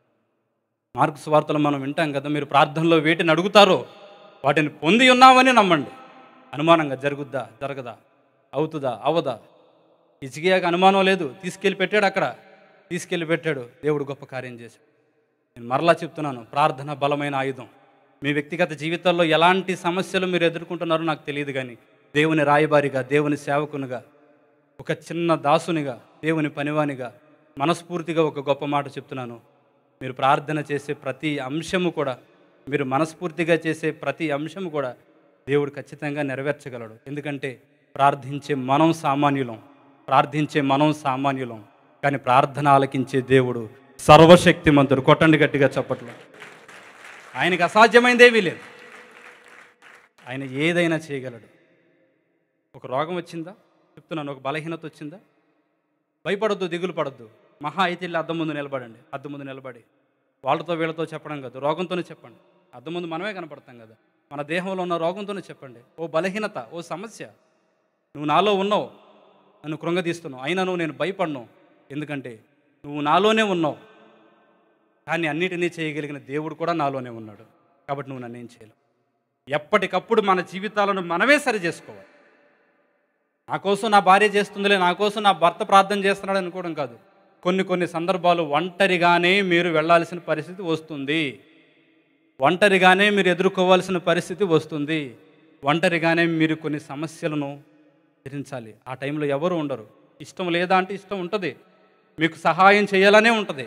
సహాయం చేయాలనే మనసు ఉన్నా కూడా చాలామంది మీ దగ్గరికి రాలేని పరిస్థితి. నాకున్న అనుభవంతో చెప్తున్నాను, మన జీవితాల్లో, ముఖ్యంగా దేవుని బిడ్డల జీవితాల్లో ఒక్కొక్కసారి అందరున్నా అన్నిటికీ దూరం అవ్వాల్సిన పరిస్థితి వస్తుంది. ఆ పరిస్థితిని ఒక్కరమే ఎదుర్కోవాలి, ఒక్కరమే ఫేస్ చేయాలి. అందుకని నేను అంటూ ఉంటాను ఎప్పుడూ కూడా, దేవుణ్ణి నమ్ముకున్నవాడు ఎంత మాత్రమో అనాథ కాదు. దేవుణ్ణి నమ్మనివాడే ఈ భూమి మీద అనాథ ఎంతమంది ఉన్నా కూడా. ఎందుకంటే దేవుణ్ణి మనం నమ్మినప్పుడు మన ప్రేయర్ లైఫ్, మన ప్రార్థనా జీవితం, రహస్యమందు గదిలో మనం ఏడ్చిన ఏడుపు, మన కన్నీరు, వాటన్నిటిని దేవుడు లెక్క కడతాడు. ఆ పరిస్థితుల్లో నుంచి మనల్ని బయటకు తీసుకొస్తాడు. వాస్తవం ఇది, యథార్థం ఇది. ప్రతి కన్నీటి బొట్టును దేవుడు తన చేతుల్లో దాస్తాడు. ఏ కన్నీటి బొట్టు ఎవరిదో ఆయనకు తెలుసు. దాని వెనకాల ఉన్న కారణం ఏంటో తెలుసు, దానికి పరిష్కారం ఏంటో తెలుసు, అది ఎప్పుడు చేయాలో తెలుసు, సమస్తము ఆయనకు తెలుసు. నీ జీవితం అంతా కూడా ఆయన చేతుల్లోనే ఉంది. నేను ఎంత ప్రార్థన చేస్తున్నాను, నన్ను ఎవరు పట్టించుకోవట్లేదు అనుకోవద్దు. ఆయన ప్రిపేర్ చేస్తున్నాడు అంతే. మ్యాగీ ఎంతసేపు చేస్తారండి? 2 నిమిషాలు. దమ్ బిర్యానీ మిమ్మల్ని అడుగుతున్నాను సార్. మా బ్రదర్స్కి తెలిసినా మేము అడగకూడదుగా, కొంచెం మేము ఒకటే కాబట్టి మిమ్మల్ని అడుగుతున్నాం. ఆ పరువు మేము అలా కాపాడుకుంటూ ఉంటాం ఊర్లో, అది వేరే విషయం. మ్యాగీ 2 నిమిషాల్లో అయిపోద్ది. బిర్యానీ గట్టిగా చేస్తే 1 గంట సేపు చేస్తారు కదా, బాగా టేస్ట్ రావాలని. అంటే పెద్దదేదో, అసలైనదేదో దాన్ని ప్రిపేర్ చేయడానికి కొంత టైం పడుతుంది. దేవుడు చేయలేడని కాదు, ఘనమైన కార్యాలు మన జీవితంలో దేవుడు చేయడానికి కొంత టైం తీసుకుంటాడు, ప్రిపేర్ చేస్తాడు. రెప్పపాట్లో చేసేయచ్చు, కానీ ఎందుకు ప్రిపేర్ చేస్తాడంటే ఆ ప్రిపరేషన్ టైంలోనే మనకు అర్థమవుతుంది జీవితం అంటే ఏంటో. ఎవరు మన వాళ్ళు, ఎవరు మన వాళ్ళుగా నటిస్తున్నారు, ఎవరు నీతో నిజంగా ఉన్నారు, ఇవన్నిటిని కూడా దేవుడు క్షుణ్ణంగా తెలియజేస్తాడు. అల్టిమేట్గా తెలిసేది ఏమిటంటే పరిస్థితులు బాగున్నప్పుడు అందరూ ఉంటారు, పరిస్థితులు బాగోక కట్టుబాటలతో రోడ్డు మీదకి వచ్చేసినప్పుడు ఎవరు ఉండరు. వెనక్కి తిరిగి నిశ్చితంగా పరిశీలనగా చూస్తే ఏ దేవునికైతే మనం ప్రార్థన చేశామో ఆ దేవుడే మన వెనకాల ఉంటాడు. దిక్కులేని వారికి దేవుడే దిక్కని ఊరికే అనరు. ప్రతి పరిస్థితిలో మనకు తోడుగా ఉండే దేవుడు మన దేవుడు. ఎప్పుడు దేవునితో మనం అలాంటి సంబంధం కలిగి ఉండాలంటే ప్రార్థనా జీవితం మనకు ఉండాలి. మీరు ప్రార్థన చేయట్లేదని నేను అనను, ప్రార్థన చేస్తున్నారు, చాలా గొప్పగా ప్రార్థన చేస్తున్నారు, నాకు తెలుసు. ఇంకా ఇంకా ఇంకొక మెట్టు వెళ్ళండి పైకి. ఎక్కడి నుంచో వచ్చాను కాబట్టి ఒక మాట చెప్తున్నాను, ఇంకొక మెట్టు ప్రార్థన జీవితంలో మెరుగుపరచు, ఇంకాస్త బలంగా చేయండి. ఎందుకంటే ఇంకాస్త మీరు బలంగా చేస్తుంటే ఈ పాటికి ఎన్నో మీరు సాధించేవారేమో జీవితంలో. దేవుడు ప్రతిదీ లెక్క కడతాడు కదండి. దేవుడు ఎంతసేపు ఒక విశ్వాసకుండే ఆలోచన ఏంటంటే దేవుని దగ్గరికి వస్తే దేవుడు నాకు అది చేయాలి ఇది చేయాలి అనుకుంటాం. మనం ఏదో దేవుని దగ్గర నుంచి ఆశపడుతూ ఉంటాం. దేవుని దగ్గర ఆశపడాలి, చేయగలిగిన వాడు మన పరమ తండ్రి ఆయనే కాబట్టి ఆయన దగ్గర ఆశపడాలి. అయితే ఒక విషయం చెప్తున్నాను వినండి, దేవుడు కూడా మన దగ్గర నుంచి ఆశపడతాడండి. దేవుడు కూడా కోరుకుంటాడు. ఒక బిడ్డ తండ్రి వైపు చూస్తాడు ఆశగా, అలాగే తండ్రి కూడా బిడ్డ వైపు ఆశగా చూస్తాడు.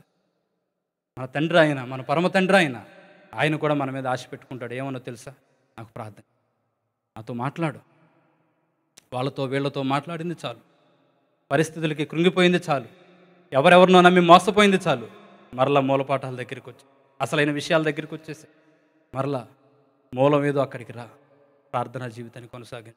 దేవుళ్ళలోని గొప్పతనం ఏంటంటేనండి, ఇప్పుడు ఎవరైనా సహజంగా ఒక మనిషి ఏదైనా తప్పు చేస్తే తప్పును చూస్తాడు, కానీ దేవుడు ఏంటంటే దాని వెనకాల ఉన్న కారణం చూస్తాడు. బయటికి కనపడే దాన్ని బట్టి ఇంకొకరు తీర్పు తీరుస్తారు, కానీ దేవుడు అలా కాదు. దానికి కాజ్ ఏంటి, మూలాలకు వెళతాడు. ఆ మూలాలకు వెళతాడు కాబట్టి దేవుడు అందరినీ అర్థం చేసుకుంటాడు కాబట్టి దేవుడు మరలా మనిషికి అవకాశం ఇస్తాడు. దేవుడిచ్చే అవకాశం ఏంటంటే లోకు కాదు, అది మరలా ఆ తప్పు చేయకుండా సరిదిద్దుకోవడానికి. దేవుడు అనేవాడు అవకాశం ఇవ్వకపోతే మనిషికి ఇంకా అవకాశం ఎక్కడ ఉంటుందండి. No one is pure and perfect in the world. If you hate peoples for their mistakes you will be alone. పెద్ద ఆయన చెప్పిన మాట ఇది. ఈ భూమి మీద సరైన వ్యక్తులు ఎవరూ లేరు. నీలో ఈ లోపం ఉంది, నువ్వు దూరం జరుగు, నువ్వు నాకొద్దు అని అందరినీ దూరం పెడితే 800 కోట్ల మందిలో మనం ఒంటరిగా మిగిలిపోవలసిందే. నీతిమంతుడు లేడు, ఒక్కడూ లేడు. నీలో ఈ బలహీనత ఉంది, నీలో ఈ తప్పు ఉంది కాబట్టి నువ్వు నాకొద్దు అంటే ఒకనాటికి ఒంటరిగా నిలిచిపోవలసి. ఇంకా లోతుగా చూస్తే మన నుంచి కూడా మనం వేరైపోవలసి. ఈ బలహీనతలన్నిటిలో ప్రార్థన జీవితం మనల్ని ఏం చేస్తుందంటే మరలా దేవుని వైపుకు నడిపిస్తుంది, మరలా జీవితాలను మారుస్తుంది, మరలా బ్రతుకులను కడుతుంది. పాత జీవితాన్ని సమాధి చేసి దేవునిలో నూతన జీవితాన్ని సంపాదించుకోవడానికి కారణం అవుతుంది. ఆ రోజున హిజ్కియా చేసింది అదే.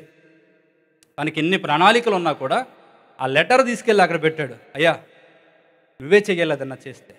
ఎప్పుడైతేనండి ఒక మాట వినండి, ఎప్పుడైతే పూర్తిగా మనం దేవుని మీద ఆధారపడతామో మీ హృదయం అనే పలక మీద రాసుకోండి ఈ మాట. ఎప్పుడైతే మనం పూర్తిగా దేవుని మీద మనం ఆధారపడతామో మన విషయంలో పూర్తిగా దేవుడు బాధ్యత తీసుకుంటాడు. వన్స్ రెస్పాన్సిబిలిటీ ఆయన తీసుకున్నాడు అనుకోండి, మనం భయపడాల్సింది ఏమీ లేదు. ఆయనకు తెలియకుండా మన జీవితాల్లోకి ఏది రాదు. దేవుడు మనల్ని ఆశీర్వదించాలనుకున్నప్పుడు, దేవుడు మనల్ని హెచ్చించాలనుకున్నప్పుడు ఈ లోకంలో మనల్ని ఆపగలిగే శక్తి ఏదీ లేదు. దేవుడు అలా అనుకోవాలి అంటే ప్రార్థనతోనే సాధ్యం. ఇంకా ఎక్కువగా ప్రార్థనా జీవితం. ఇక్కడ ఈ ప్రజలు చిన్న రాజ్యమే ఎన్నో రాజ్యాలను జయించిన అష్షూరు సామ్రాజ్యాన్ని వీళ్ళు గెలిచేశారు. కారణం ఏంటంటే ప్రార్థనా జీవితం. ఒక్కడు చేసిన ప్రార్థన ఎంత గొప్పది. ప్రార్థన ఒక్కడు చేసిన ప్రార్థన 185,000 మంది శత్రువులు చంపింది. ఒక్కడు చేసిన ప్రార్థన కొన్ని లక్షల మంది యోధా ప్రజలను కాపాడింది. ఒక్కడు చేసిన ప్రార్థన ఎంతో మారణ హోమం నుంచి తప్పించింది.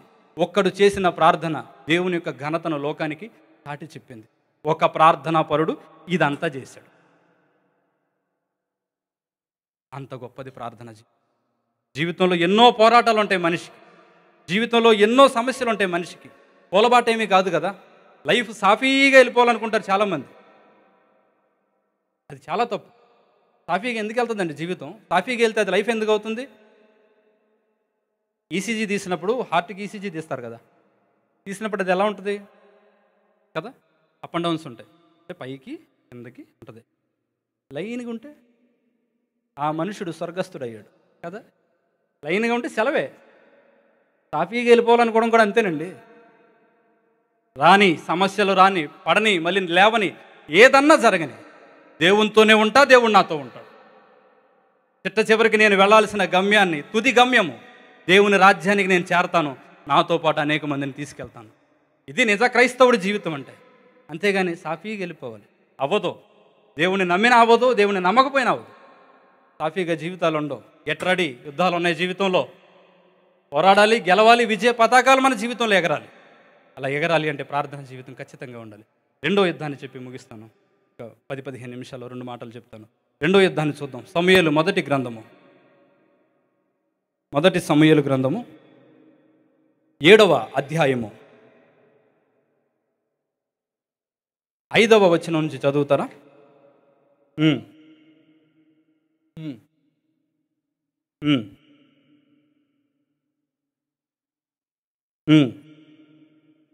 ఉమ్. ఉమ్. ఉమ్. ఉమ్. ఉమ్. ఉమ్. ఉమ్. ఉమ్.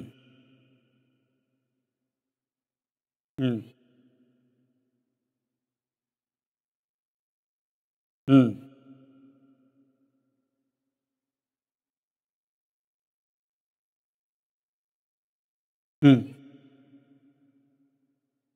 ఉమ్. ఉమ్. ఉమ్. ఉమ్. ఉమ్. ఉమ్. చదవండి అమ్మ, చదవండి. ఉమ్.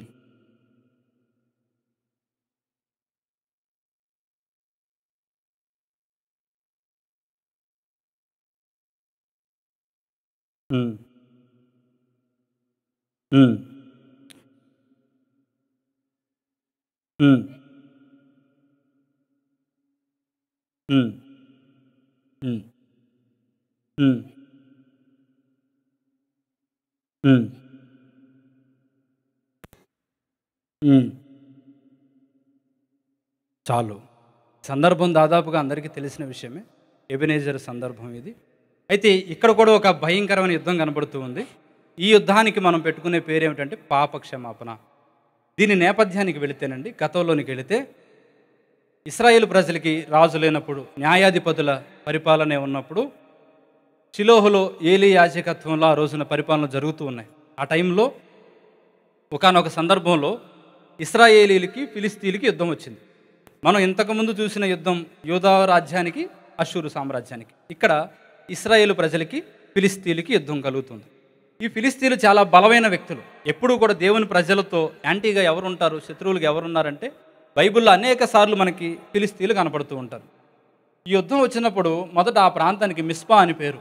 ఈ మిస్పా అనే ప్రాంతంలో యుద్ధం వచ్చినప్పుడు ఇశ్రాయేలీలు ఫిలిస్తీన్లు కలిసి యుద్ధం చేశారు. యుద్ధం చేసినప్పుడు ఇశ్రాయేలు ప్రజలు ఓడిపోయారు. దేవుని ప్రజలు ఓడిపోయారు. 4,000 మంది చనిపోయారు. దేవుని ప్రజలు చనిపోయిన తర్వాత ఎటోళ్ళు అటు వెళ్ళిపోయారు. ఇశ్రాయేలు ప్రజలందరూ ఒక సమావేశం అయ్యారు. ఇంత వధ జరిగిందే, 4,000 మందిని కోల్పోయామే, నా అనుకున్న వారిని కోల్పోయామని చాలా బాధలో ఉన్నారు. చాలా బాధలో ఉండి ఏంటి కారణం, ఎందుకు చనిపోయారు మన వాళ్ళు, దీనికి రీజన్ ఏంటి అని వెతుకుతున్నప్పుడు అక్కడ కూడా ఒక కమిటీ ఉంది. పెద్దలందరూ కూర్చుని ఉన్నారు. సహజంగా సంఘ పెద్దలు ఉండడం, కమిటీ ఉండడం ప్రతి సంఘంలోనే జరుగుతుంది. దాదాపుగా సంఘ కార్యక్రమాలన్నీ కూడా వారి ద్వారానే జరుగుతూ ఉంటాయి. మీకు తెలియనిదేమీ కాదు. మా బాధ్యత కూడా కొన్ని సందర్భాల్లో వారు తీసుకుంటారు కాబట్టి మా పని కూడా సులువవుతూ ఉంటుంది. నిజంగా దేవుడిచ్చిన మా చర్చిలో సంఘ పెద్దలను బట్టి నేను ఎంతో సంతోషపడుతూ ఉంటాను. ఇక్కడ కూడా అలాగే జరుగుతుందని నేను నమ్ముతున్నాను. తెలుస్తుంది అంత వాతావరణం. ఎందుకంటే మాకు శ్రమ లేకుండా చేస్తారు సంఘ పెద్దలు. కమిటీ వారు అనేవారు పూర్తి బాధ్యత వారి మీద వేసుకుంటారు. అన్ని విషయాల్లో వారే ముందుంటారు. నిజంగా నేను ఇవాళ ఇక్కడికి వచ్చిన అనేక ప్రాంతాలకు వెళ్ళి ప్రశాంతంగా వాక్యం చెప్పి వచ్చిన అక్కడ నేను వచ్చేసరికి అన్నీ వాళ్ళు సిద్ధం చేసుకుని ఉంటారు. చాలా విషయాల్లో నా దాకా రానివారు, చూసుకుంటారు. దేవుడు అలాంటి కమిటీని సంఘ పెద్దలు నాకు ఇచ్చాడు. దానిని బట్టి నేను సంతోషపడుతున్నాను. ఏదేమైనా కూడా ఎక్కడైనా కూడా పెద్దలు ఉండడం మంచిది. ఇప్పుడు ఈ ఇశ్రాయేల్ ప్రజలు పెద్దలందరూ కూర్చున్నారు. వాట్ హ్యాపెండ్, ఏం జరిగింది, ఎందుకు మనం ఓడిపోయాం, ఎక్కడ లోపం వచ్చింది, అని ఆలోచించారు. చివరికి ఎట్టకేలకు కారణాన్ని కనిపెట్టారు. ఏమిటా కారణం అంటే మందసం మన దగ్గర లేదు. మందసం మన దగ్గర ఉంటే మనం యుద్ధంలో గెలిచేవాళ్ళం. మందసం ఈజ్ ఈక్వల్ టు దేవుడు. మందసం అంటే పైన కరుణాపీఠము, లోపల 10 ఆజ్ఞల పలక, చిగురించిన అహరోను చేతికర్ర, మరుగై ఉన్న మన్న, ఆ బంగారపు తొడుగుతో చేయబడిన ఒక బాక్స్, తుమ్మకర్రతో చేయబడింది. అయితే ఇదంతా మందసం. మందసం ఈజ్ ఈక్వల్ టు వాక్యం ఏం చెప్తుందంటే దేవుని సన్నిధి, దేవుడు అక్కడ ఉన్నాడు. వీళ్ళ ఆలోచన ఏమిటంటే, వీళ్ళు ఆలోచించి చేసిన నిర్ణయం ప్రకారం ఏంటంటే, ఓహో దేవుని మందసం మన దగ్గర లేదు, దేవుడు మనతో లేడు. దేవుని మందసం మన దగ్గర ఉన్నప్పుడు మన పూర్వీకులందరూ యుద్ధంలో గెలిచారు. ఇప్పుడు మన దగ్గర మందసం లేదు కాబట్టి మనం ఓడిపోయాం. పదండి మందసాన్ని తెద్దామని చెప్పి ఏలీ దగ్గరికి వెళ్ళి మందసాన్ని పట్టుకొచ్చారు. మందసాన్ని పట్టుకొచ్చి దేవుడే మా మధ్యలోనికి వచ్చాడు, దండులోనికి దేవుడు వచ్చాడు అని చాలా సంతోషంతో ఆర్భాటంతో వాళ్ళు హడావిడి చేస్తూ ఉంటే ఫిలిస్తీయులకి తెలిసింది ఈ విషయం. వాళ్ళు కూడా భయపడ్డారు. ఎందుకంటే దేవుని గురించి వాళ్ళకే తెలుసు కదా, భయపడ్డారు. ఏదేమైనా మళ్ళీ యుద్ధం వచ్చింది. ఈసారి చాలా కాన్ఫిడెంట్గా ఇశ్రాయేలు ప్రజలు యుద్ధానికి వెళ్ళారు. ఎంత కాన్ఫిడెంట్గా అంటే దేవుడు లేడు ఇంతకుముందు, అందుకే 4000 మంది చనిపోయారు. ఇప్పుడు దేవుడు ఉన్నాడు, మనకేమి ఇబ్బంది లేదు అని చాలా కాన్ఫిడెంట్గా, చాలా బలంగా యుద్ధానికి వెళ్ళిపోయారు. యుద్ధానికి వెళ్ళిన తర్వాత మళ్ళీ యుద్ధం జరిగింది. మళ్ళీ అదే మిస్పా అనే ప్రాంతంలో యుద్ధంలో ఇశ్రాయేలు ప్రజలు మళ్ళీ ఓడిపోయారు. ఈసారి ఇంకా దారుణంగా వధ జరిగింది. 30,000 మంది చనిపోయారు. ఈ మొదటి సమూయేలు గ్రంథం 4వ అధ్యాయం నుంచి ఈ విషయాలన్నీ ఉంటాయి. తర్వాత మీరు చదవచ్చు, పర్వాలేదు, మీకు తెలుసు కాబట్టి చెప్తున్నాను. అయితే తర్వాత 30,000 మంది చనిపోయారు. మొదట 4,000 మంది, నెక్స్ట్ 30,000 మంది. దేవుడు లేడని యుద్ధం చేస్తే 4,000 మంది చనిపోయారు. దేవుడు ఉన్నాడని యుద్ధం చేస్తే ఇది ఎక్కడ అన్యాయం అండి? దేవుడిని నమ్ముకుని అంత జీవితంలో ముందుకెళ్తే ఓడిపోవడం ఏంటి అసలు? దేవునికి శక్తి లేదా? వీళ్ళకే కాదు, ఫిలిస్తీన్లు కూడా డౌట్ వచ్చింది, దేవునికి శక్తి లేదా అని. దేవుని మందసం లేనప్పుడు 4,000 మంది చనిపోయారు. దేవుడు వారి మధ్యలో ఉన్నా కూడా దేవుడు చూస్తూ ఉండిపోయాడు, ఏమీ చేయలేని వాళ్ళగా ఉండిపోయాడు. 30,000 మంది చనిపోయిన తర్వాత ఫిలిస్తీన్లకు డౌట్ వచ్చింది, మందసాన్ని పట్టుకుపోదని చెప్పి మందసాన్ని తీసుకెళ్ళిపోయారు. వాళ్ళ ప్రాంతాలకు తీసుకెళ్ళిపోయారు. దేవుని మందసానికి శక్తి లేదా అని చూస్తే మనం 5వ అధ్యాయంలో కనపడుతుంది. వాళ్ళు తీసుకెళ్లి మందసాన్ని ఎక్కడ పెట్టారంటే దాగోను దేవత గుళ్ళో పెట్టారు. దాగోను దేవత గుళ్ళో పెట్టి తెల్లారి వచ్చి పొద్దున్నే పూజలు చేయాలి కదా, డోర్ తీశారు. అటు దాగోను దేవత, ఇటు మందసం. డోర్ వేశారు, నైట్ పొద్దున్నే వచ్చి డోర్ తీశారు. డోర్ తీసేసరికి ఆ దాగోను దేవత విగ్రహం ఏదైతే ఉందో ఆ విగ్రహం మందసం ఎదుట అలా సాష్టాంగపడి ఉంది. కొంచెం అనుమానం వచ్చింది వాళ్ళకి, శక్తి ఉందంటావు దీనికి నిజంగానే, లేదంటే యాదృచ్ఛికంగా పడిపోయిందేమో మన దేవత ప్రతిమ అని చెప్పి మళ్ళీ యథాస్థానంలో పెట్టారు.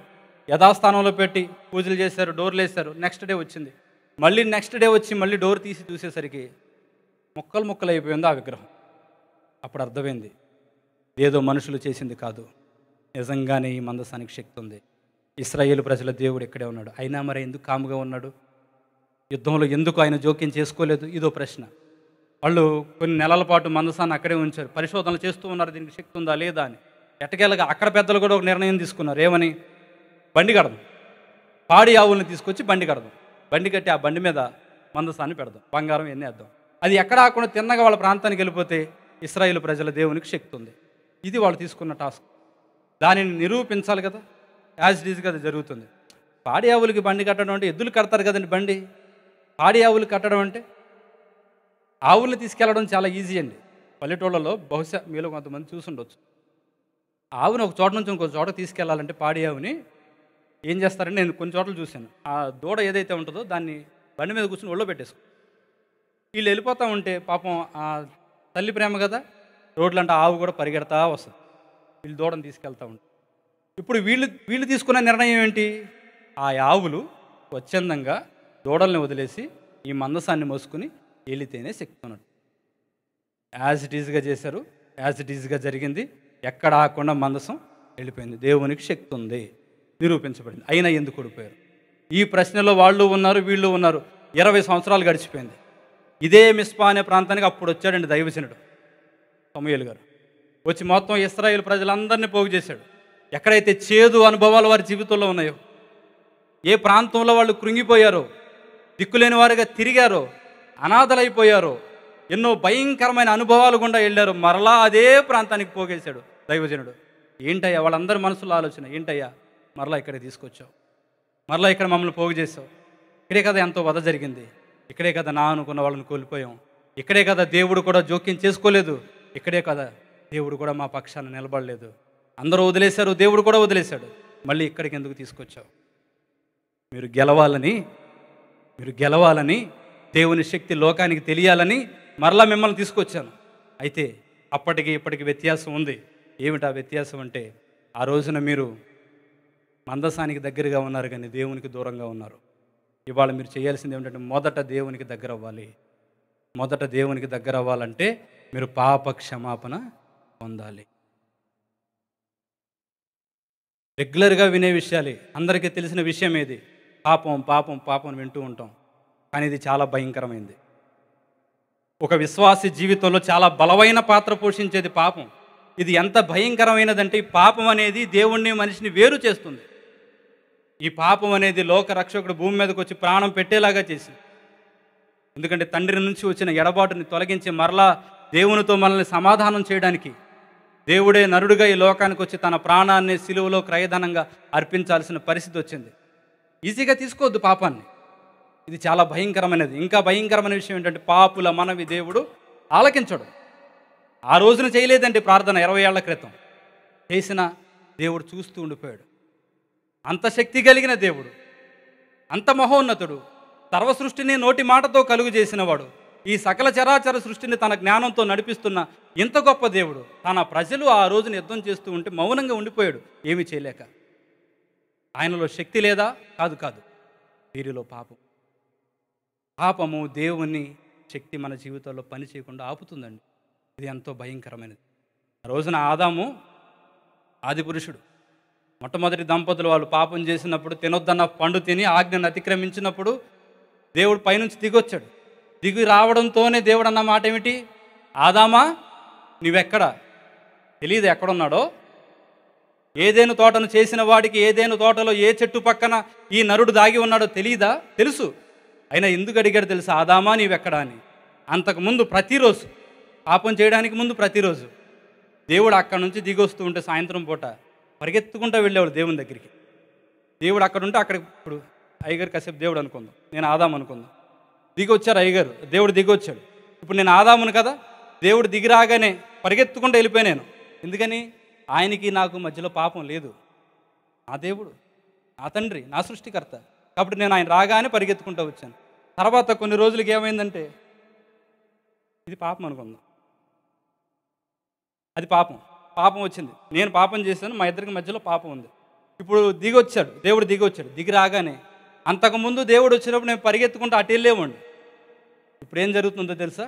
దేవుడు రాగానే పరిగెత్తుకుంటా ఇటు వెళతాను. ఇది ఎంత దారుణమైన విషయం అండి. ఇంకేంటి సాధించేది మనిషి?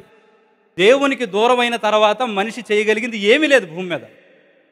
లోకానికి గొప్పగా కనపడొచ్చేమో కానీ నిత్య జీవాన్ని మాత్రం సంపాదించుకోలేం కదా. ఈ లోకంలో ఉన్న ధనవంతా పోగేసిన సెంటు భూమిని దేవుని రాజ్యంలో మనం కొనలేం కదా. మధ్యలో ఉన్నది కదా, ఇది పోవాలంటే ఏం చేయాలి? లోకరక్షకుడు రావాలి. తన ప్రాణాన్ని క్రయధనంగా అర్పించి ఆయన ఏం చేశాడంటే ఈ పాపాన్ని తీసేశాడు. మరలా దేవునితో నన్ను ఐక్యపరిచాడు, దేవునితో నన్ను కలిపాడు రక్షకుడు. అంటే మా ఇద్దరి మధ్యలో ఎడబాటు దేనివల్ల వచ్చింది? పాపం వలన. పాపం ఎంత భయంకరమైందో చూసారా? చాలామంది మనసు కూడా ఇంతే. చర్చికి రమ్మంటే దైవజనులు పిలుస్తూ ఉంటే, నాకు పలానా అలవాటు ఉందండి, పలానా వ్యసనం ఉందండి, పలానా పాపంలో నేను ఉన్నానండి, ఏం వెళ్తాం చర్చికి? ఓ గిల్టీ ఫీలింగ్ ఉంటుంది. ఆ గిల్టీ ఫీలింగ్ ఉందంటే వాస్తవం ఏంటంటే వాళ్ళు నీతిమంతులే. అది కూడా వదిలేసి ఏం తిరగట్లేదు కదా, ఏం వెళ్తాం? పాపం ఉంది కదా, ఏం వెళ్తాం? గిల్టీ ఫీలింగ్ ఉంటుంది. కానీ అలాగని ఏం వెళ్తాంలే అంటే జీవితం అయిపోద్ది కదా. డాక్టర్ దగ్గరికి ఎప్పుడు వెళ్తామండి? ఒంట్లో బాగున్నప్పుడు వెళ్తాం. ఒంట్లో బాగున్నప్పుడు డాక్టర్ గారండి నాకు ఒంట్లో బాగాలేదు అని తగ్గిన తర్వాత మీ దగ్గరికి వస్తానండి. ఇంకా ఆయన డాక్టర్ ఎందుకు? మనం పేషెంట్ ఎందుకు? పాపం అనేది అతిపెద్ద రోగం. పరమ వైద్యుడు ప్రభువు, దేవుని సన్నిధి. పరమ వైద్యం మనకు జరిగే హాస్పిటల్ దేవుని సన్నిధి. కాబట్టి ఈ బలహీనత లేదన్నా ఉన్నప్పుడే దేవుని దగ్గరికి రావాలి. అలా కాదని నాలో ఈ బలహీనత ఉంది, నేను దేవునికి దూరంగా వెళ్తామంటే ఆ బలహీనత తగ్గదు కదండి. అది ఇంకా పెరిగిపోతుంది. ఇంకా పెరిగిపోయి దేవునికి నరుడికి మధ్యలో పెద్ద అగాధమే ఏర్పడుతుంది. చాలామంది మందిరానికి దగ్గరగా ఉంటారు కానీ దేవునికి చాలా దూరంగా ఉంటారు. అది కాదు కదా జీవితం. పాపం అనేది భయంకరమైనది. అవ్వమ్మ తినేసింది ఫస్ట్. ఆదాం చెప్పాడుగా, అప్పుడే వంకలు పెట్టడం చూసారా? పాపం చేసిన వారి మనస్తత్వం ఎలా ఉంటుందో చూడండి. ఆయన అన్నాడు, నువ్వు నాకు ఇచ్చిన ఈ స్త్రీయే. భార్య లోకు కదండి సహజంగా. నువ్వు నాకు ఇచ్చిన ఈ స్త్రీయే తినేసి తీసుకొచ్చి నాకు పెట్టింది. మరి నీ బుద్ధి ఏమైంది? భార్య తినేసి తీసుకొచ్చి ఇచ్చింది, మరి ఆమె మరి ఎలా ఈయనకి పెట్టిందో, బతిమాలిందో, ఏమన్నా దెబ్బలాడిందో, లేదంటే పుట్టింటికి వెళ్ళిపోతానందో. పుట్టింటికి వెళ్తాను అనదలేదు, నేను పుట్టింటి లేదుగా. పుట్టింటికి వెళ్ళాలంటే ఎక్కడికి వెళ్ళాలి? ఆయన కడుపులోకి వెళ్ళాలి. మళ్ళీ అక్కడ ఎముకల నుంచి ఒక ఎముక కదండి, ఎముకలు ఇరిగిపోతాయిందో మరి ఏముందో తెలియదు. కానీ ఏది ఏమైనా మరి భార్యాభర్తల మధ్యలో విషయాలు మనం జోక్యం చేసుకోకూడదు, అది పద్ధతి కాదు. కాబట్టి ఏముందో మనకు తెలియదు. ఆవిడ తినేసింది, తీసుకొచ్చి పెట్టేసింది. ఆజ్ఞ అతిక్రమణ పాపం. వెంటనే దూరం అయిపోయారు దేవుని. ఆదామా నువ్వెక్కడ? ఏ చెట్టు పక్కన? అదే ప్రశ్న దేవుడు నేటి సంఘాలను, నేటి విశ్వాసులను కూడా అడుగుతున్నాడు. ఏ చెట్టు పక్కన ఉన్నావు? ఏ పాపపు చాటున ఉన్నావు? ఏ అపరాధ భావం చాటున చూస్తూ ఉన్నావు? ఎక్కడుండిపోయావు? నా దగ్గరికి దేవుడు పిలుస్తున్నాడు. ఆ రోజున వారి జీవితాల్లో ఆ పాపం ఉండిపోయింది కాబట్టి, అంత పాపం వారి బ్రతుకుల్లో ఉంది కాబట్టి దేవుడు వారి మధ్యలో ఉన్న దేవుని కార్యాలు వాళ్ళ జీవితంలో జరగలేదండి. ఎన్నో అనుకుంటాం, ఎంతో దేవునికి చేస్తున్నాం అనుకుంటున్నాం. కానీ కొన్నిసార్లు మన జీవితాల్లో కార్యాలు జరగకపోవడానికి దేవుని ప్రణాళికలు ఉంటాయి. మన వైపు నుంచి ఏమన్నా తప్పులు ఉన్నాయో చూడాలి. మన వైపు నుంచి ఉండేది ఏంటంటే అన్నిటికంటే ముఖ్యమైనది పాపం. ఇంకా వివరంగా చెప్తాను ఒక మాట. ఒక నక్క ఎడారిలో వెళ్తుంది. నిన్న మొన్న వెళ్ళాను, నేను రిజర్ట్కి వెళ్ళాను చూద్దామని. ఎప్పుడు రాలేదు ఈ ప్రాంతానికి. మొట్టమొదటిసారి నేను ఈ కతారు వచ్చింది మీ దగ్గరికే వచ్చాను. ఇది నాకు చాలా గొప్ప మెమరీగా ఉండిపోద్దని నేను అనుకుంటున్నాను. సరే, ఒక నక్క ఒక ఎడారి ప్రాంతంలో వెళ్తుంది ఎక్కడికో. దానికి బాగా ఆకలేసింది. వెళ్తున్నప్పుడు దానికి ఒక బోన్, ఒక మాంసపు బొయ్యికి దొరికింది. మాంసమే లేదు, బొయ్యికే దొరికింది. అది ఎండిపోయింది, పెడుసు కట్టేసింది. ఆ బొయ్యికి దొరికింది. ఏదో తినేదనుకుని ఇది వెళ్ళి దాన్ని కొరికింది. దాన్ని కొంచెం గట్టిగా కొరికింది. తురుక్కుమంది దీనికి, ఎందుకంటే గుచ్చుకుంది, దీన్ని చిగుళ్ళలో గుచ్చుకుంది. కాసేపటికి ఏమైందంటే దీని చిగుళ్ళ నుంచి రక్తం వస్తుంది. రక్తం ఎక్కడ వస్తుంది? ఆ బొయ్యిలో వస్తుంది. ఆ బొయ్యిలో విపరీతంగా రక్తం కారిపోతుంది. అది కారిపోతుంది, ఇదో కొరుకుతుంది, రక్తం కారిపోతూ ఉంది. ఇది అనుకుంటుంది మనసులో, ఎంత రక్తం ఉందో ఈ బొయ్యిలో, ఎవరికి దొరకలేదు, నాకే దొరికింది, నేను అదృష్టవంతుడిని అని తెగ ఫీల్ అయిపోతుంది నక్క. ఎందుకు? అది ఏ రక్తం? దాని రక్తమే.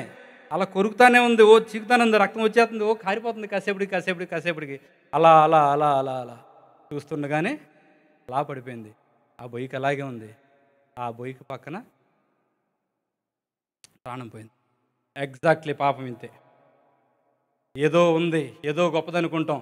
దేవుణ్ణి కాదని, దేవుణ్ణి విడిచి, దేవుని ఆజ్ఞలకు వ్యతిరేకంగా మనిషి చేసే ప్రతీదీ కూడా ఒక రోజున ప్రారంభం చాలా గొప్పగా, చాలా గంభీరంగా, చాలా అద్భుతంగా, చాలా ఆనందంగా, నాకే దక్కిందా ఈ అదృష్టం అనిపించవచ్చేమో. కానీ దాని రిజల్ట్ ముగింపుకు వచ్చేసరికి అది చాలా చేదు ఫలాలను ఇస్తుంది, చాలా చేదైన అనుభవాలను ఇస్తుంది. మనిషి దేవునికి దగ్గరగా ఉండాలంటే ఏ పాపము జీవితంలో ఏలుబడి చేస్తుందో దాని నుంచి మనిషి విడిపించబడాల్సిందే. ఆ రోజున ఆ సీక్రెట్ చెప్పాడు ఆ దైవజనుడు. ఆయన న్యాయాధిపతి, దీర్ఘదర్శి, ఇశ్రాయేలు ప్రజలకి గొప్ప ఒక న్యాయాధిపతిగా ఉన్నాడు, ప్రవక్తగా ఉన్నాడు. అలాంటి వ్యక్తి వాడిని పోగేసి చెప్పాడు, మీరు అంతకుముందు యుద్ధానికి వెళ్ళారు, కానీ మీలో మీ పాపం ఉంది. కానీ ఇవాళ మీరు పాపాన్ని విడిచిపెట్టండి, పూర్తిగా వదిలేసేయండి, మీరు గెలుస్తారు, ఖచ్చితంగా గెలుస్తారు. అయితే వాళ్ళు ఏం చేశారంటే ఆ రోజు ఉపవాస దినమును చాటించారు. లాజికల్గా ఆలోచిస్తే భలే విచిత్రంగా ఉంటాయి దేవుడు చేసేవి, దేవుడు చెప్పేవి, భక్తుల జీవితాల్లో జరిగిన విషయాలు. ఉపవాసం ఉంటే బలం వస్తుందండి, బలహీనత వస్తుందా? ఏవి తినకపోతే నీరసం వచ్చేది కదండి. పొద్దు నుంచి సాయంత్రం దాకా మీరు మంచినీళ్ళు కూడా తాగకుండా ఒక రోజంతా పస్తున్నారనుకోండి, ఇలా తోస్తే పడిపోతారు, బలహీనత వచ్చేస్తుంది. ఎవరన్నా ఏదైనా చెప్పినా మైండ్లోకి వెళ్ళదు. ఆ రోజంతా వాళ్ళు ఉపవాసం ఉన్నారు, నెక్స్ట్ డే యుద్ధానికి వెళ్ళాలి. బలం ఎక్కడుంటుందండి? బలహీన పడిపోతారు కదా. ఓ పక్కనేమో పాపాలన్నీ ఒప్పుకోమన్నాడు. వాళ్ళు దేవుని సన్నిధిలో ఆ రోజున మందసం దగ్గర, ఏ మందసం దగ్గర అయితే వాళ్ళు ఓడిపోయారో అదే మందసం దగ్గర వాళ్ళు మోకరించి గుండెలు బాదుకుని ఏడ్చారు, అయ్యా ఆ జీవితాలు ఈ తప్పులు ఉన్నాయి, ఈ పాపాలు ఉన్నాయి, వాళ్ళకి వీళ్ళకి చెప్తే నేను హాస్యాస్పదంగా మారిపోతాను, నీ దగ్గర ఒప్పుకుంటున్నాను. ప్రతి ఒక్కరు వారి జీవితంలో ఉన్న ప్రతీది, వాళ్ళు చేసిన విగ్రహారాధన, వారికి ఉన్న వ్యతిరేకతలు, వారికి ఉన్న చెడు వ్యసనాలు అన్నిటిని కూడా దేవుని దగ్గర పూర్తిగా ఒప్పేసుకున్నారు. అయ్యా ఇక నుంచి ఎలా బ్రతకను, ఇక నుంచి ఎలా ఉండను, ఇదిగో ఈ పాపం వలన నా జీవితంలో విజయం లేకుండా పోయింది, వద్దయ్యా నాకు ఈ జీవితం వద్దు, నువ్వు కావాలి తండ్రి నాకు అని పూర్తిగా హృదయం అంతా ఖాళీ అయిపోయింది. అదే రోజు పస్తున్నారు కదా, కడుపంతా ఖాళీ అయిపోయింది. మరి హృదయము ఖాళీగా ఉంది, మరి కడుపు ఖాళీగా ఉంది. ఇప్పుడు దేవుడు నింపడం స్టార్ట్ చేశాడు. మీరు ఒకటి గుర్తుపెట్టుకోండి, ఎప్పుడైతే మనం ఖాళీ అవుతామో అప్పుడే నింపబడతాం. మళ్ళీ బాటిలే తీసుకుంటున్నాను చిన్న ఎగ్జాంపుల్ కోసం. బాటిల్ నిండా నీళ్ళు ఉన్నాయి. ఇప్పుడు నేను దీని నిండా తేనెతో నింపాలనుకున్నాను. ఇది ఒక 10 రూపాయలు అనుకోండి. తేనె దగ్గర దగ్గర ఒక 400 ఉంటుంది అనుకుందాం. దీన్ని నేను తేనెతో నింపాలనుకున్నాను. అప్పుడు ఏం చేయాలి? నేను మొదట క్యాప్ తీసి నీళ్ళన్నీ వంపాలి, కుదిరితే తాగేయాలి. ముందు దీన్ని ఖాళీ చేయాలి కదా. దీనిని ఖాళీ చేస్తే తర్వాత నేను దీనిని నాకు కావలసిన దానితో నింపగలను. దేవుడు మన జీవితాలను కూడా, చిన్న ఎగ్జాంపుల్ కానీ చాలా పెద్ద ఎగ్జాంపుల్ ఇది. దేవుడు మన జీవితాలను కూడా, ఇది మన లైఫ్ అనుకుంటే, దేవుడు మన లైఫ్ని తన ఆశీర్వాదాలతో నింపాలనుకుంటే ముందు మనం ఖాళీ అవ్వాల్సిందే. దేవునికి వ్యతిరేకమైనది మన జీవితంలో ఏదున్నా చిన్నదే కదండి అనుకోవద్దు. కొండను తగిలి ఎవరో పడిపోరు, చిన్న రాయిని తగిలి పడిపోతారు. ఏదున్నా మనల్ని బలహీనపరిచేది, మనల్ని పడేసేది, మన లైఫ్లో ఏదున్నా కూడా దాన్ని విడిచిపెట్టాల్సింది. ఎప్పుడైతే ఖాళీ అవుతామో దేవుడు అప్పుడు మన జీవితాలను ఖచ్చితంగా నింపుతాడు. ఆ రోజున వారు ఖాళీ అయిపోయారు. కడుపు ఖాళీ అయిపోయింది, హృదయం ఖాళీ అయిపోయింది. దేవునితో నింపబడుతున్నారు.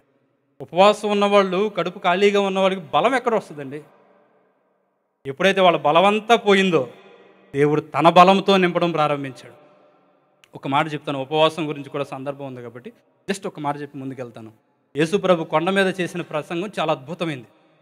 క్రైస్తవ చరిత్రలో, యావత్ మానవాళి చరిత్రలో నిలబడిపోయిన గొప్ప ప్రసంగం. ఆ ప్రసంగాన్ని వినే ఎంతోమంది గొప్పవాళ్ళు యేసుప్రభుని రక్షకునిగా అంగీకరించారు. అనేక మంది అన్యులు సైతం కూడా యేసుప్రభుని ఇంత గొప్పవాడా అని సన్మానించిన సందర్భాలు ఉన్నాయి. వివేకానందుడు లాంటివాడు మన భారతదేశంలో ఒక గొప్ప వ్యక్తిగా ఒకానొక దశలో పిలువబడినవాడు. 30 మంది యువకుల్ని, ఇనుప కండరాలు, ఉక్కు నరాలు కలిగిన 30 మంది యువకుల్ని నాకు ఇవ్వండి, దేశ చరిత్రనే మార్చేస్తాను అని స్టేట్మెంట్లు ఇచ్చిన ఆ గొప్ప వ్యక్తి యేసు ప్రభు చేసిన కొండ మీద ప్రసంగాన్ని చదివి దానిని చూసి దానిని అర్థం చేసుకుని ఆయన చెప్పిన మాట ఏమిటంటే, ఆ రోజున పాలస్తీనాలో యేసు ప్రభుతో పాటు ఆయన శిష్యులలో, అక్కడున్న ప్రజలలో నేను కూడా ఒకటిగా ఉండి ఉంటే ఆయా సందర్భాల్లో వాళ్ళు కన్నీటితో ఆయన పాదాలు కడిగారంట. నేనైతే అలా చేయను. నా గుండెను చీల్చి నా హృదయంలో నుంచి వచ్చే రక్తంతో యేసు పాదాలకు తర్పణం చేసేవాడిని అని స్టేట్మెంట్ ఇచ్చాడు ఆయన. ఆయన జీవిత గాథలో ఈ లైన్ 10 సార్లు చదివాను.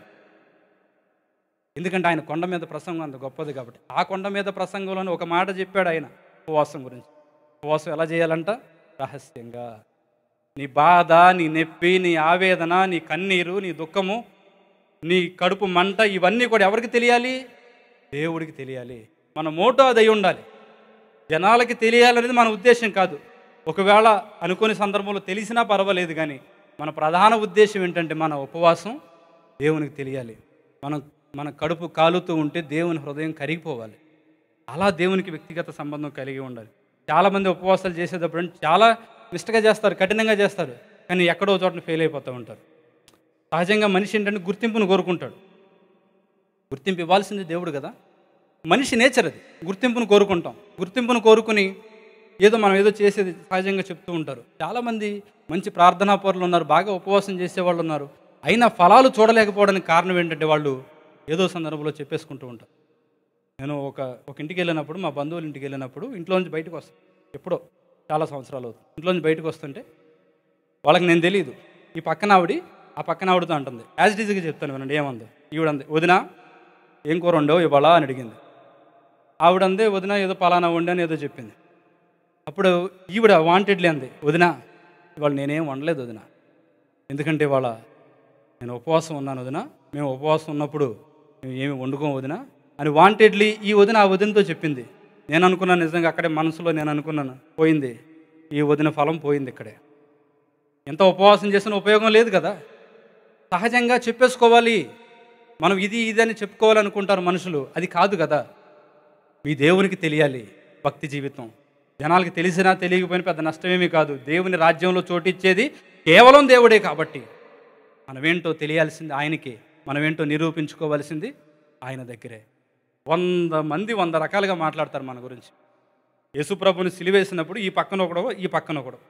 ఆయన వంటి గొప్పవాడు ఎవరన్నా ఉన్నారో చెప్పండి? లేరు కదా.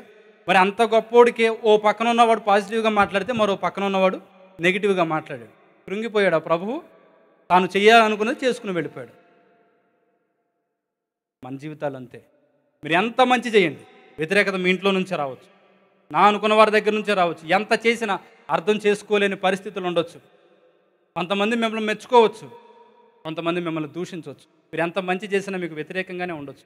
అయినా కూడా ఈ లోకంలో దేవుని బిడ్డలుగా మనం బ్రతుకుతున్నప్పుడు ఆయన అడుగు జాడల్లో మనం నడవాలి. కాబట్టి ఆయన ఏదైతే చెప్పాడో అదే మాదిరి ఎవరు ఎలా తీసుకున్నా కూడా మనం చేయాలనుకున్నది చేసుకుని వెళ్ళిపోవడమే. ఎందుకంటే జీవితం ఒకటే కాబట్టి. Only one life. అనేక వ్యతిరేకతల మధ్యలోనే జీవితం ముందుకు వెళ్తుందండి. ఎదురుగాలిలోనే కదా గాలిపటం పైకి వెళ్ళేది. అనేక వ్యతిరేకతలు వస్తాయి. ఎక్కువ వ్యతిరేకతలు నాకు వస్తున్నాయి అంటే కంగ్రాచులేషన్స్, దేవుని కృప నీకు తోడుగా ఉంది, నువ్వు చాలా ఎత్తుకు వెళ్ళబోతున్నావు అని అర్థం. ఎక్కువ శ్రమలు నాకు వస్తున్నాయి అంటే నిజంగానే మీరు ధన్యులు, దేవుడు గొప్పగా మిమ్మల్ని ఆశీర్వదించబోతున్నాడు. ఆశీర్వదించాడు ఆల్రెడీ. అసలు శ్రమలతోనే దేవుడు ఉన్నత శిఖరాలకు తీసుకెళ్తాడు మనిషిని. ఈ దేవుని ప్రణాళికలు అంత తేలిగా అర్థం కావు. కాబట్టి ఆ రోజునైతే వాళ్ళు ఉపవాసం ఉన్నారు. కడుపు ఖాళీ అయిపోయింది, హృదయం ఖాళీ అయిపోయింది. వేడుకున్నారు, దేవుని దగ్గర బతిమలాడుకున్నారు, అన్నీ చేశారు. అన్నీ చేసిన తర్వాత యుద్ధానికి వెళ్తున్నారు. యుద్ధానికి వెళుతూ వెనక్కి తిరిగి దైవజనుడితో ఒక మాట అన్నారు సమూయేలుతో. దైవజనుడా, నువ్వు చెప్పావు, పాపాలు ఒప్పుకున్నావు, ఉపవాసం ఉన్నావు, కన్నీటితో దేవుని పాదాలు కడిగాం, అయినా తృప్తి లేదు. ఎందుకో తెలుసా? మానక నీవు మా కొరకు ప్రార్థన చేయి. సింపుల్గా జోకులేస్తారండి దైవజనుల మీద. మళ్ళంటోడే కదా అని జోకులేసే సందర్భాలు అంటే మన ఇండియాలో మీకు తెలుసు కదా. రకరకాలుగా ఇంట్లో మంచం మీద కూర్చుని ఆ సేవకుడెలా, ఈ సేవకుడెలా చాలా సింపుల్గా అంచనా వేసేస్తారు. వ్యక్తిగత జీవితాలు ఎవరికి తెలుసండి? మరి సమర్పణ జీవితాలు ఎవరికి తెలుసు? ఒక మనిషి పుట్టినది మొదలుకొని చచ్చిపోయే అంతవరకు ప్రతి పనిలో ప్రాముఖ్యమైన పాత్ర ఎవరికి ఉంటుంది? దైవజనుడికే ఉంటుంది. ముఖ్యమైన పాత్ర ఎవడు పోషిస్తాడు జీవితంలో? దైవజనుడే పోషిస్తాడు. అందుకని వాళ్ళు దైవజనుడి విలువ తెలిసిన వారు కాబట్టి మానక మా కొరకు. అంటే జీవితంలో మన యుద్ధాలు గెలవాలి అంటే మనంతరం మనదే అయిపోదండి. అన్నిసార్లు మనం చేయాల్సింది మనం చేయాలి. వెనకాల మన కోసం ప్రార్థన చేసే సేవకులు కూడా ఉండాలి. సంఘ కాపురులను కలిగి ఉండడం ధన్యత. అది మనల్ని నడిపించే నాయకులు మనకు ఉండడం చాలా ఆశీర్వాదం. యాసిటీస్గా బైబిల్లో ఉన్నదే కదా నేను చెప్తున్నాను. దైవజనుడా, మా కోసం మానక నువ్వు ప్రార్థన చేయి. మేము పాపాలు ఒప్పుకున్నాం, మేము ఉపవాసం ఉన్నాం, అయినా నువ్వు మా కోసం ప్రార్థన చేయి. దహన బలులు అర్పిస్తూ దైవజనుడు ప్రార్థన చేస్తూ ఉన్నాడు. వీళ్ళు యుద్ధానికి వెళ్తున్నారు. వాస్తవానికి వీళ్ళు యుద్ధానికి వెళ్ళారు కానీ యుద్ధం చేయలే. దేవుని శక్తి ఆ రోజున బయటపడింది. మందసానికి ఉన్న శక్తి ఏంటో బయటపడింది. వీళ్ళు యుద్ధానికి వెళ్ళే లోపే దేవుడు అక్కడ పరిస్థితులన్నీ తారుమారు చేశాడు. భూకంపాన్ని సృష్టించాడు. ఎందుకంటే ఈ సృష్టి మొత్తం ఆయన ఆధీనంలో ఉంది కదా. ఎటోళ్ళటు ప్రాణభయంతో పారిపోతూ ఉన్నారు. ఏదో అల్లరి సృష్టించబడింది అక్కడ. ప్రాణభయంతో ఎటోళ్ళటు పారిపోతుంటే ఉన్న వారిని పట్టుకుని ఇశ్రాయేలు ప్రజలు చంపేశారు. విజయ పతాకాలు వారి జీవితంలో ఆ రోజున ఎగిరాయి. 2 సార్లు యుద్ధంలో ఓడిపోయిన మిస్పాలో మళ్ళీ అదే మిస్పాలో దైవజనుడు వారందరినీ పోగు చేశాడు. అదే మిస్పాలో ఎక్కడైతే వీళ్ళ వధ జరిగిందో, ఎక్కడైతే వీళ్ళు కన్నీరు గార్చారో, ఎక్కడైతే వీళ్ళు దుఃఖపడ్డారో, ఎక్కడైతే వీళ్ళు ఒంటరి వాళ్ళగా ఫీల్ అయిపోయారో, ఎక్కడైతే మాకు దేవుడే లేడు, దేవుడు కూడా మమ్మల్ని వదిలేశాడని ఏడ్చారో, అక్కడే దేవుని శక్తి ఏంటో బయలుపడింది. ఇటు వీళ్ళకే తెలిసింది, అటు శత్రువులకి తెలిసింది. దీనంతటికీ మూలం ఏంటో తెలుసా అండి? పాప క్షమాపణ. చూసారా పాపం అనేది ఎంత భయంకరమైనదో? ఎప్పుడైతే మనిషి పూర్తిగా దేవుని దగ్గర ప్రతిదీ ఒప్పుకుంటాడో అప్పుడు దేవుడు గొప్ప కార్యాలు చేస్తాడు. ఆగిపోయిన ప్రతి ఆశీర్వాదాన్ని దేవుడు తీసుకొస్తాడు. వీళ్ళు మిస్పా అనే ప్రాంతంలోనే ఓడిపోయారు, మిస్పా అనే ప్రాంతంలోనే గెలిచారు. దేవుని గొప్పతనం ఏంటో తెలుసా అండి? పాడైపోయిన దాన్ని బాగు చేస్తాడు. ఒక మనిషికి ఎవరిని సర్టిఫికేట్ ఇస్తూ ఉంటారు సహజంగా.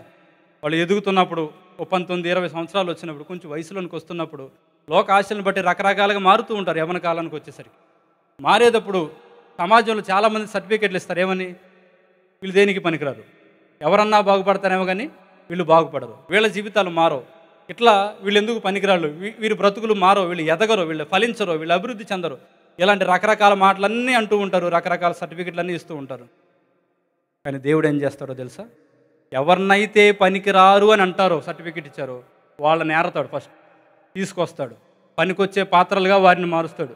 వాళ్ళ ద్వారానే ఎవరైతే వారికి సర్టిఫికెట్లు ఇచ్చారో వారి జీవితాలను మారుస్తాడు. ఇది దేవుడు చేసే గొప్ప కార్యం.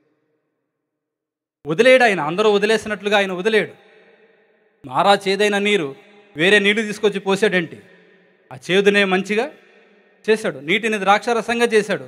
నీటిని ద్రాక్షరసంగా చేయడానికి ఎక్కడి నుంచైనా వేరే పాత్రను ఏదైనా తీసుకొచ్చాడా? వేరే మెటీరియల్ ఏమైనా తెచ్చాడా? దానినే ఆ నీటినే ద్రాక్షరసంగా మార్చాడు. ఎన్నో సమస్యలతో ఓడిపోయిన జీవితాలు మనవి. ఎన్నోసార్లు ఏమీ చేయలేక కూలిపోయిన బ్రతుకులు మనవి. ఎన్నోసార్లు అనుకున్నది సాధించలేక ఏదో వెలితితో బ్రతుకుతున్న పరిస్థితులు కొంతమంది జీవితాల్లో ఉన్నాయి. అయితే దేవుడు ఏదో చేయడు కానీ ఈ జీవితాలనే మారుస్తాడు. దేవుడు ఎక్కడి నుంచో ఏదో చేస్తాడనుకోవడం కాదు, మన బ్రతుకునే దేవుడు మారుస్తాడు. ఎవరెవరో మనకేదో చేస్తారని కాదు, మనమే అనేక మందికి చేసేలాగా దేవుడు దీవిస్తాడు. నమ్మండి, నమ్మండి, ఈ దేవుడు నమ్మదగినవాడు.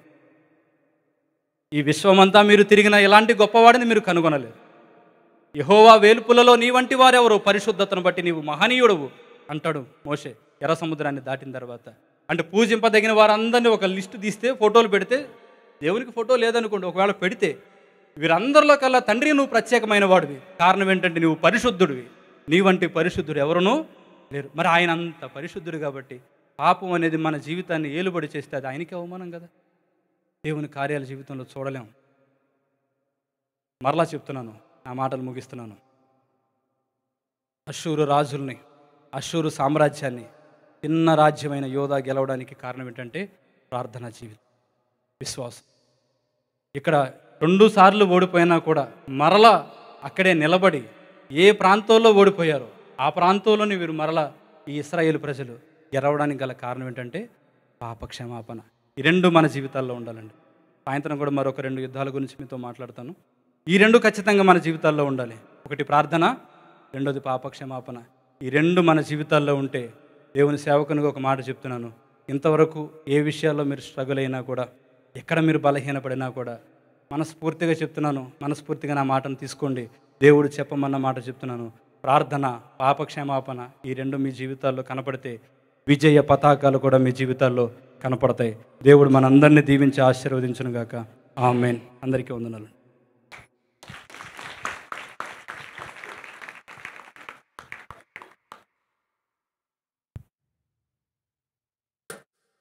పెద్దలను వాక్యం బట్టి మన కూడా 2 చేతి పైకి దేవుని స్తోత్రం చేయించుకుందాం. హల్లెలూయా, హల్లెలూయా. ప్రార్థనా జీవితం మనం నిర్లక్ష్య పెట్టి వారికి ఉండకూడదు. దేవుని స్తోత్రం. ప్రార్థన దేవునికి దగ్గర చేస్తుంది. ప్రార్థన లేని జీవితం